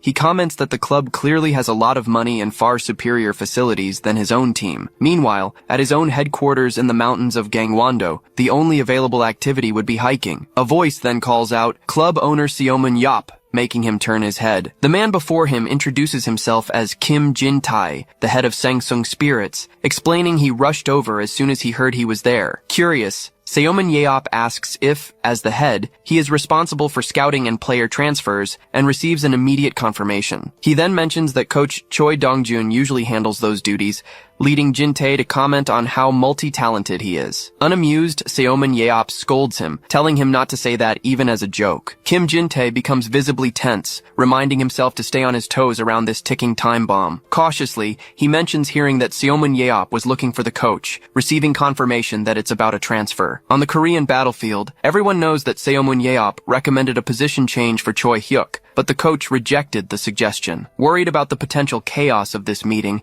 Jin-tae suggests they handle the matter directly with him. Still, Seomin Yeop insists on speaking with the coach personally to avoid repeating himself and asks to be taken to him. As they walk to the room, Jin-tae mentally apologizes to the coach for being unable to prevent this visit. Upon entering, Seomin Yeop introduces himself as the owner of YSM. Extending his hand, he says he's come to discuss business with Choi Moon-sung, the coach of Sangsung Spirits. The man shakes his hand with a trembling grip, sweat dripping down his face, a reaction that confuses Seomin Yeop. Suddenly, a sharp sound echoes in his ear. The coach starts sweating even more when Seomin Yeop asks if they've met before. Stepping closer, he comments that the man's face looks quite familiar. A young player interrupts the scene by asking if Seomin Yeop knows the coach, leading him to question who the newcomer is. The young man introduces himself as Yeom Ji-hyuk, the team captain, and explains that the coach called him over in the middle of practice. The coach then tries to justify himself, stating that the captain needs to be aware of all matters related to the players. Paying no attention to the interruption, Seomin Yeop ignores the explanation and turns back to the coach. The persistent gaze is unsettling, and the man finally asks why he's being stared at that way. Without backing down, Seomin Yeop presses the question, wanting to know if they've really never met before. Wiping away sweat, the coach denies it,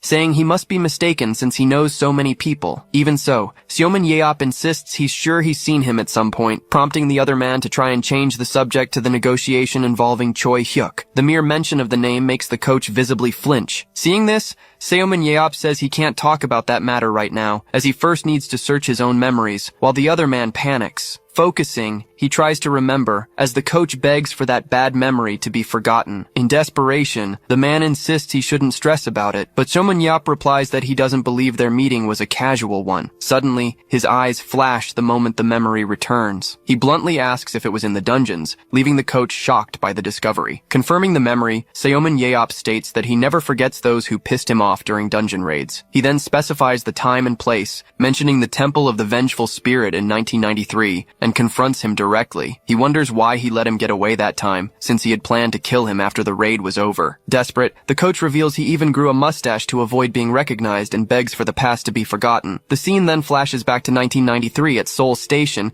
where 200 raiders had gathered for a dungeon raid. A young 18-year-old Seomin Yeop warns everyone about the traps and the enormous number of monsters. However, a voice cuts him off mid-speech, telling him to wait. A man in the crowd suggests they use their numerical advantage to push forward and take out the boss first. Choi Moon-sung, then 24, claims Seomin Yeop's fame is overblown and offers to take the lead. He continues to argue that conquering a few dungeons means nothing, and that the real deciding factor is strategy. Annoyed, Seomin Yeop calls him a bastard, but Jin-tae holds him back, telling him to let it go. Jin-tae asks him to calm down and finish explaining the plan so they can all enter the dungeon. At this, Seomin Yeop steps back and warns Choi Moon-sung that they'll talk after the raid. Moon-sung just laughs, saying he can't simply follow some kid's plan. Arrogantly, he boasts that he can also conquer this dungeon, just as a stone golem appears to attack. Raising his shield, Seomin Yeop orders the tanks to rotate, allowing the main unit to eliminate enemies one by one. Charging through the battle, he yells for everyone to keep moving. Wielding his sword, Choi Moon-sung questions how they expect to clear the dungeon at this pace. He then declares, there's no reason to listen to a brat like Seomin Yeop. Stepping on a stone slab, he proclaims that after this dungeon, the world will be his. The man suddenly freezes as he realizes he's triggered something on the floor. In that instant, he remembers the warning about the large number of hidden traps. Soon after,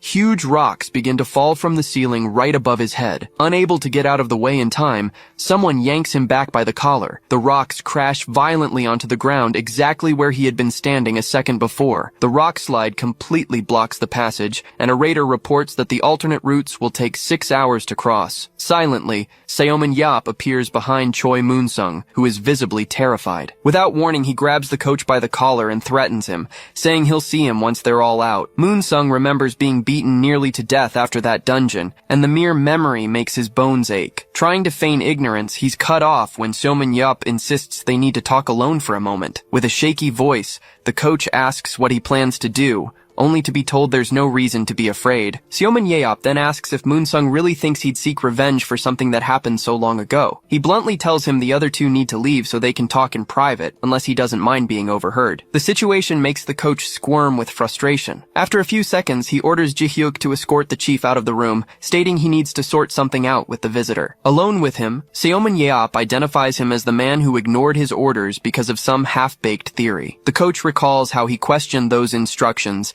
and ended up extending the dungeon raid by 9 hours. Admitting his mistake, he says he remembers what happened and that he was young and immature back then. Mercilessly, Seomin Yap retorts that he was still younger than him. Moon-sung tries to defend himself by recalling that he was already beaten nearly to death when the raid ended. Partially agreeing, Seomin Yap comments that it would be wrong to hit him for something so old, then suggests he can get beaten for what he did just now. The coach is shocked to hear that, according to Seomin Yap, he had done something wrong. With a snap of his fingers, Seomin Yeop states that even ignoring his past foolishness, a new mistake was made, and it requires another lesson. He then walks toward him and says not to worry, as he knows how to hold back when dealing with an elder. Feeling the pressure, the coach demands to know what he did wrong, but Seomin Yeop throws the question back, asking if he's truly aware of what he did by opposing Choi Hyuk's position change. Furthermore, he points out that the other man knew full well that Baek Jaho was listening to their conversation, which made his actions even more brazen. Giving up on physical aggression, Seomin Yeop takes out his phone and says he'll do exactly what the coach did. With a calm smile, he reveals he'll just leak his story to the reporters, who love this kind of scandal. The threat provokes an immediate reaction, and the coach talks about suing him for slander, but Seomin Yeop encourages him to try, warning that he doesn't sue people. He goes after them. Desperate, the coach asks why he's doing this. The answer is direct and simple. Seomin Yeop demands that he just hand over Choi Hyuk. He reminds him that there's only 1 year left on the player's contract, which means that in 6 months, the club will have to release him without any transfer fee. He bluntly accuses the coach of being the one responsible for ruining everything by wasting precious years of an athlete's career out of sheer stubbornness and personal feelings. At this, the coach finally gives in and agrees, grumbling that there are plenty of other melee players who can replace Choi Hyuk. Still, he sets a condition, establishing the transfer fee at 1.2 billion won. Seomin Yeop just smiles and calmly repeats the amount of 1.2 billion won. He then comments on the luxurious facilities he saw and questions how anyone could charge so much from a poor club owner like himself. Provocatively, he states that this attitude is starting to annoy him and that he feels like hitting him again, but makes it clear that if the price drops, he'll consider it the cost of his life and let it slide. The mention of his own life's value leaves the coach completely shocked. In that moment, he remembers that Seomin Yeop always keeps his word and would actually be capable of taking his life if he wanted to. Trying to negotiate, the coach offers 1 billion, but Seomin Yeop asks if his life is only worth 200 million, causing the offer to drop to 800 million. Finding that price too cheap, Seomin Yeop remains impassive, leading the other to reduce it to 500 million. Still, he asks if the man is sure he wants to give up his life for that price. In complete desperation, the coach screams and finally caves, offering 100 million. The two shake hands, and the coach asks that in return, there be no more hard feelings between them. With a smile, Seomin Yeop agrees, formally addressing him as Coach Choi Moon-sung. The man replies that he'll hold Mr. Seomin Yeop to that promise. Convinced the problem is finally over, he thinks this even as he considers the other man a demonic bastard. However, Choi Moon-sung doesn't realize that Seomin Yeop was far more vengeful than he ever imagined. A few days later, at YSM headquarters, Seomin Yeop greets the newcomer. Choi Hyuk is standing before him, holding a suitcase. With a confident smile, Seomin Yeop welcomes him, stating that from this day forward, this is his team. Choi Hyuk's contract is settled with an annual salary of 600 million won for 5 years. Thanks to the negotiation led by coach Choi Dongjun, the final transfer fee paid to the Sangsung Spirits ends up being only 50 million won. The players' contracts are finally finalized on the table. Sitting on the sofa, Seomin Yeop laments that even with 3 new recruits, he's barely managed to reach 18 athletes, far from filling the 22 available spots. A young woman enters the room complaining about the heat, and he immediately greets her back. Approaching him, she calls him Uncle Yeop and asks why he's been working so hard lately, since she hardly ever sees him. In response, he comments that she's the one who's been busier, leading the girl to mention that Seung-hee was upset about him not being home. At that moment, Seomin Yeop points to the book in her hands and asks what it is. She reveals it's a French for beginners book, and he takes the opportunity to tease her about the title. Continuing the joke, he says the world is a wonderful place for having children's books like that, but the young woman insists she's being serious. With teary eyes, she complains that French is difficult and asks if he couldn't just go to France with her. Surprised, Seomin Yeop asks what she's talking about. Jake Rand, the European battlefield agent, joins the conversation and explains that her contract will be finalized after a physical test in Paris. In the first half of the season, Baek Hyeon became the MVP as Korea's best melee dealer after her position change. The Moro brothers, who had always shown interest in her, wasted no time and made an official offer. With the Paris Lumiere contract signed, her debut in the European Battlefield League was about to happen. Seomun Yeop finally understands why she's studying French and, despite being too busy to notice before, trusts that everything will be fine under Jake Rand's care. The agent comments that after finalizing matters with Miss Beck, it's time to talk with Mr. Seomin. Now seated, Seomin Yeop asks why he was called, and Jake Rand reveals that the Moro brothers want to invite him to Paris. He questions the reason for the invitation, and the agent explains their intention is for him to act as Baek Hyeon's interpreter and also to receive a gift in person. The simple mention of a gift surprises him. In a flashback, the Moro brothers offer to give him a custom weapon, as they are huge fans who deeply admire his work. Seomin Yeop remembers they really did want to give him a weapon, while the agent comments that it would be a small price to pay for his presence. Even so, he declines, explaining he's too busy trying to increase the number of players on his team before the end of the season. He adds that his team is practically a neighborhood club and that he's poor, leading Jake Rand to lament the situation. Given this, the agent suggests he scout for new talent in Paris. Jake Rand explains that the Korean League allows up to 5 foreign players, and that in France it would be possible to find a good athlete on reasonable terms. He also highlights that the trip would be a great experience as a club owner, as it would allow him to observe the operations of the French League up close. Seomin Yeop ponders the possibility of signing foreign players. With a slight smile, he points at the idea and admits it doesn't sound bad at all. The scene then shifts to Charles de Gaulle International Airport in Paris, France. Walking through the terminal, Seomin Yeop carries his suitcase while observing the bustle around him. Baek Hyeon comments that it's been a long time since she was last in Paris, and adds it would have been nice if Jae-ho could have come too. In response, he explains that Jae-ho is busy training and suggests they use the time to find a place for her to live. Suddenly, a crowd of reporters appears, repeatedly calling out Seomin Yeop's name. Annoyed, he complains that these damn journalists are the same in every country. In the midst of the chaos, a man in a blue suit waves at him, leading him to immediately identify him as the culprit behind the situation. Curious, Seomin Yeop asks why the club owner came in person, and the man explains that he directly oversees player management. He admits the other man isn't wrong to think that so much attention could be beneficial for a rookie like Hyeon. Taking the opportunity, the man suggests he give an interview to his dear niece. Facing the cameras and microphones, Seomin Yeop states that he's feeling good, as it's the first time he's traveled for leisure and not because of dungeons. He clarifies that although he received an offer, he's only there to support his niece and has no intention of accepting anything at the moment. One of the reporters then asks if he plans to meet with Eric Thuram, one of the 7 heroes since he's in France. Seomin Yeop recalls hearing from Baek Jae-ho that Thuram married a smart woman and leads a quiet life in the countryside. In response, he says he won't be in the country for long, but he'd like to meet him if he happens to be in Paris. Somewhere, someone watching the interview on television spits out their drink in surprise. In another scene, Eric Thuram, one of the 7 heroes, spills his coffee upon being called by Jake Rand. Surprised, he sees on television that Seomin Yeop is in France. Without wasting a moment, Eric Thuram runs and dives off the boat, while Jake Rand shouts his name from a distance. Already in the water, he says he needs to return to France immediately due to an emergency, and that they can fish another time. Only then does Jake Rand realize they are in the middle of the Atlantic Ocean. The scene changes to the luxurious headquarters of the Paris Lumiere Club. Inside the building, the Moro brothers greet the group enthusiastically, expressing how happy they are with Seomun Yeop's visit. Seizing the moment, they excitedly suggest that since he came all this way,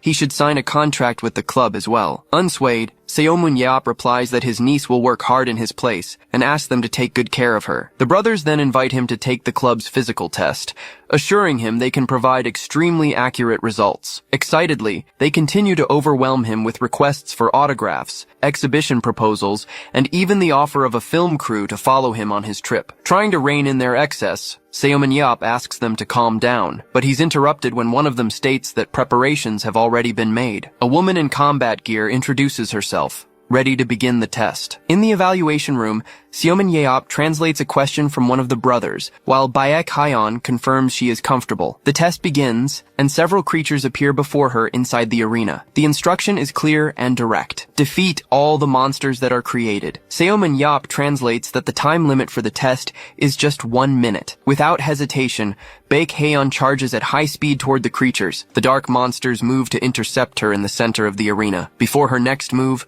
her eyes glow intensely. With a rapid and precise sequence of strikes, she cuts down all the creatures in her path. The test is completed in just 22 seconds, and she casually comments that it was fun. Curious, she asks how she did, receiving praise from Seoman who says she's gotten stronger. As she mentions she's been training hard, one of the Moro brothers praises her moves and decides to hire her on the spot. The result she achieved was naturally far superior to what they had expected. At 24, her stats indicate she is still in her growth phase as an Esper. With the best trainers available here, she can improve her strength, endurance, and skill until she reaches her limits. Although her special ability and aura still need more training, her capabilities are already enough to make her a key player here. Signing an athlete of her caliber for just 4 million euros was considered an excellent deal. At that moment, a voice asks if Mr. Seoman is present, making him turn toward the sound. Baek Hyeon immediately recognizes the newcomer, while the woman beside her comments on his appearance. Observing the figure from a distance, Seoman identifies him as one of the top 3 players on the battlefield. He remembers that in the past, there were raiders with extraordinary speed. Still, it was rare to find someone as agile as Jaeho was in his prime. Nathan Bernard, one of the club's top 3 players, was exactly that kind of athlete. Seoman never imagined they would end up meeting like this. Finally, the man turns and reveals himself as Nathan Bernard. In 2005, Seoman and the 7 heroes defeated the last dungeon. With the war over, many fighters laid down their arms and chose to retire. In this new era, the battlefield was created as a form of mass entertainment, inevitably raising the question of who could succeed Seoman. This format turned many espers into prominent figures. Still, there was one name that was never left out of these discussions. The ace of the French national team and Paris Lumiere was named Player of the Year for 3 consecutive seasons. That name was Nathan Bernard. 2 men question his presence there on his day off, but he replies that he came to see Mr. Seoman. Seoman watches as he approaches with a confident smile. Nathan then turns to greet his new teammate. A woman sitting in a chair waves back at him. She then asks the woman next to her what he said, but the other admits she didn't understand either. Approaching, Nathan bows slightly and introduces himself to Seoman. The man before him just stares in silence. Suddenly, Nathan rushes forward with his arms outstretched toward him. Instinctively, Seoman braces for what looks like an attack. However, instead, Nathan pulls him into a tight hug. The young man tenses up, completely frozen by the unexpected gesture. A moment later, Nathan lets him go and welcomes him to Paris. Seoman replies that he already knew of him, as he'd watched recordings of his matches. The young man is visibly flustered to receive a compliment from his childhood hero. A screen then displays Nathan Bernard's profile, detailing his stats and special ability. Seoman's analysis reveals that, with the exception of stamina, all his attributes have a limit of 90 points. His ability, Alter Ego, allows him to split into 2 at the cost of half his aura. Baek Jaeho observes that with room to grow, he could surpass his own peak. His high technical skills allow other abilities to be used freely while the skill is active. Moreover, his stamina isn't a weak point, being higher than the average tanker in the KB1 league. Given this, Seoman wonders how he would fare against someone like Gerald Walker. Suddenly, a slight jolt pulls him from his thoughts. Baek Jaeho approaches and asks if he's settled things with Gerald Walker. Confused, Seoman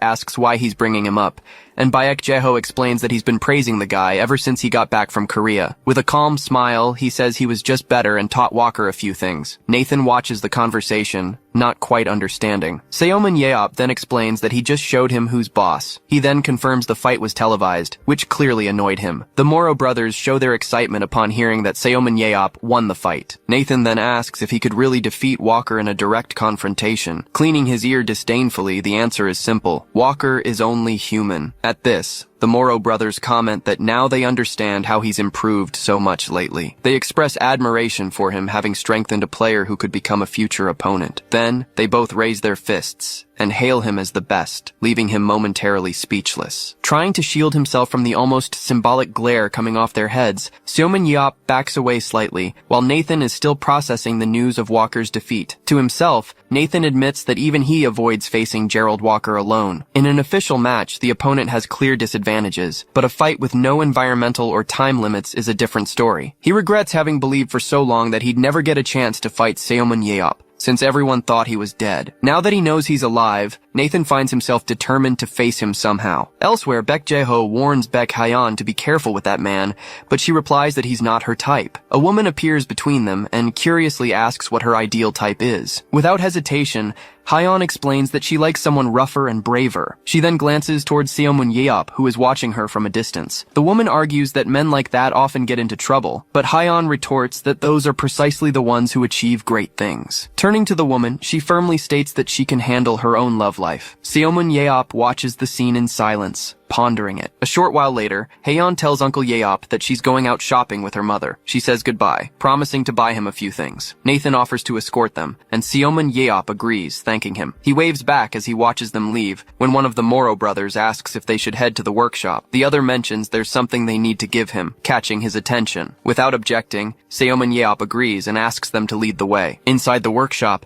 the group watches a man hammering a piece of glowing metal. The blacksmith then holds up the material he was working on. One of the Moro brothers presents a room full of weapons, proudly stating that they were all made right there. Seomun Yeop carefully examines a display case showing various swords. He then picks one up and praises its quality, commenting that he has used countless types of weapons throughout his life. Pleased with the recognition, the brothers show their delight. They explain that the workshop required a huge investment, but now they produce some of the best equipment in the world. With their arms raised, they both celebrate having turned the situation into a great advantage. They then announce that, thanks to this, they've prepared a special gift for Seomun Yeop. One of them presses a button on a nearby panel. A hidden compartment slowly opens in the wall. Inside, several spears are displayed on a panel bearing the name Seomun Yeop. One of the brothers hands him one of the weapons and invites him to test it. Holding the handle, he asks how to extend it, as he can't find any visible mechanism. The blacksmith instructs him to channel his aura directly into the spear. Following the instruction, Seomun Yeop grips the object more firmly. The weapon then extends, transforming into a full spear in his hands. One of the brothers explains that while the old collapsible spear was already impressive, these were made with high-tech materials. They warn that the durability is a bit lower, but point out that it's not a problem, as the weapons can be duplicated on the battlefield. Seomun Yeop retracts the spear and comments that since there are no more real dungeons, he'd hardly use it outside the arenas. As he notes how portable the equipment is, the brothers assure him that with proper care,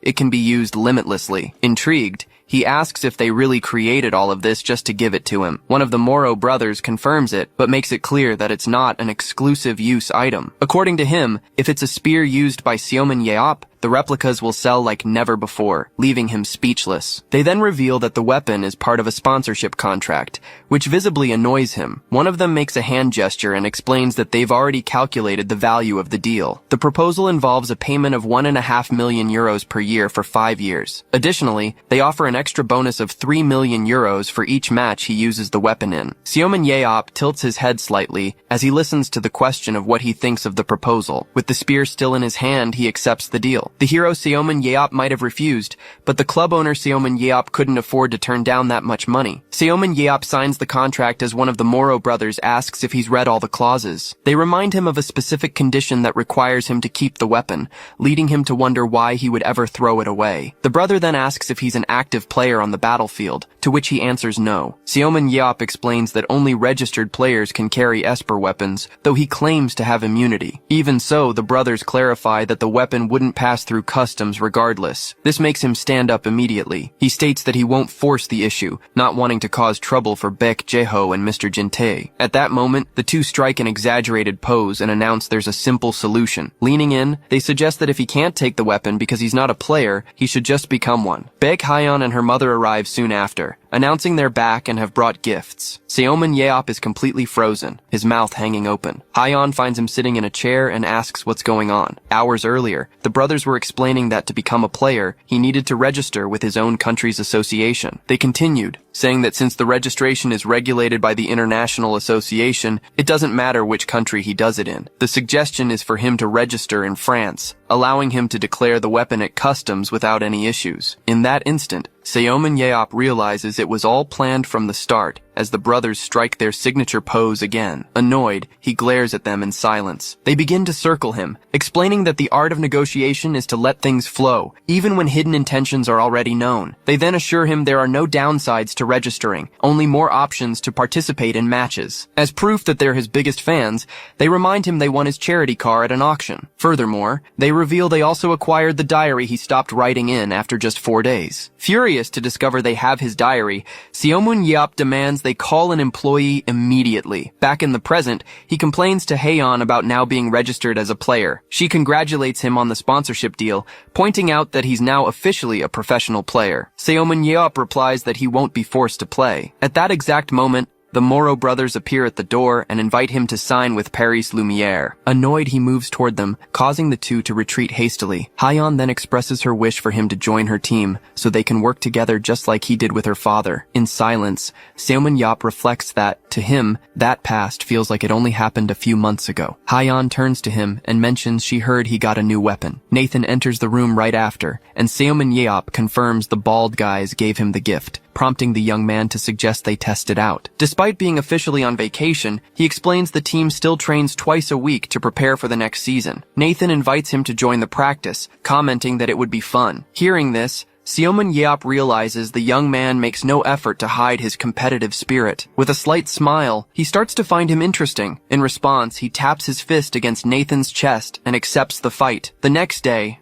at the Paris Lumiere Club headquarters, the players chat excitedly about how to enjoy the rest of their vacation, while one of them asks about an absent teammate. Baek Haeyeon clenches her fists, noticing the team's general lack of spirit. Noticing this, Seomin Yeop advises her to relax, reminding her she's the only one overflowing with enthusiasm. He remarks that she's a lot like her father, who got so nervous in his first dungeon that he passed out in just 10 minutes. Two players holding hands watch the two arrive. Another player turns to look in the same direction. Slowly, whispers spread through the group as they recognize Seomin Yeop. Some comment that the club owners actually managed to bring him here. Eric Thuram watches the scene in silence. Haeyeon notices the stares and whispers directed at her uncle Yeop and tries to compose herself. A tall man approaches and calls out to Seomin Yeop. Introducing himself as Chichi Lucas, the main tank for Paris Lumiere, he explains who he is, while the other asks what he wants. Unintimidated, Seomin Yeop faces him and asks if there's anything else. With a relaxed smile, Chichi Lucas asks for an autograph on his jacket. Fulfilling the request, Seomin Yeop signs his name and adds a short message. He then introduces his niece, and Chichi comments that he's looking forward to training with her. Seomin Yeop watches as the man walks away. Proudly, Chichi Lucas shows off the autograph emblazoned on his chest. A screen appears, displaying Chichi Lucas's profile, complete with his stats and skills. Seomin's analysis reveals that while Nathan is the team's ace, Chichi is simply irreplaceable. He's not inferior to Walker or Nathan, and with his speed he could even surpass the team's star player. Among his skills, Green Blessing particularly catches Seomin Yeop's attention. He watches the tank walk down the hallway. Just then, Nathan approaches and asks if he's already spoken with Chichi. He then explains that the impressive player also leads a charity foundation dedicated to forest preservation. With that, Seomin Yeop immediately understands the origin of that skill. Nathan then comments on his teammate's constantly good mood. Not hiding his excitement, he admits he can't contain his happiness at seeing his dream finally come true. He then declares directly to Seomin Yeop that he has always wanted to defeat him. In a flashback,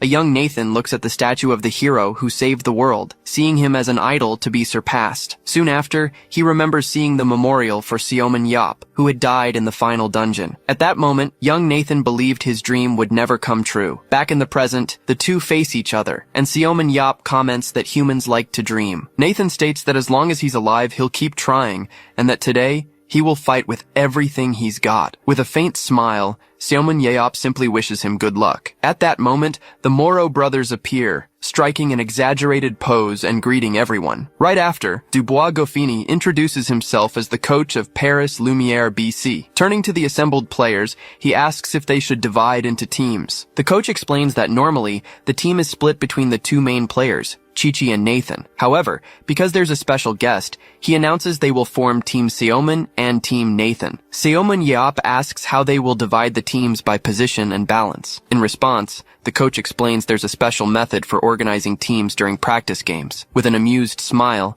he reveals they use rock, paper, scissors. Seomun Yeop's team is formed, with Chichi Lucas and other players by his side. Nathan's team is then assembled with the remaining players. Finishing the preparations, the coach announces that they now have two fantastic teams and that it's time to begin.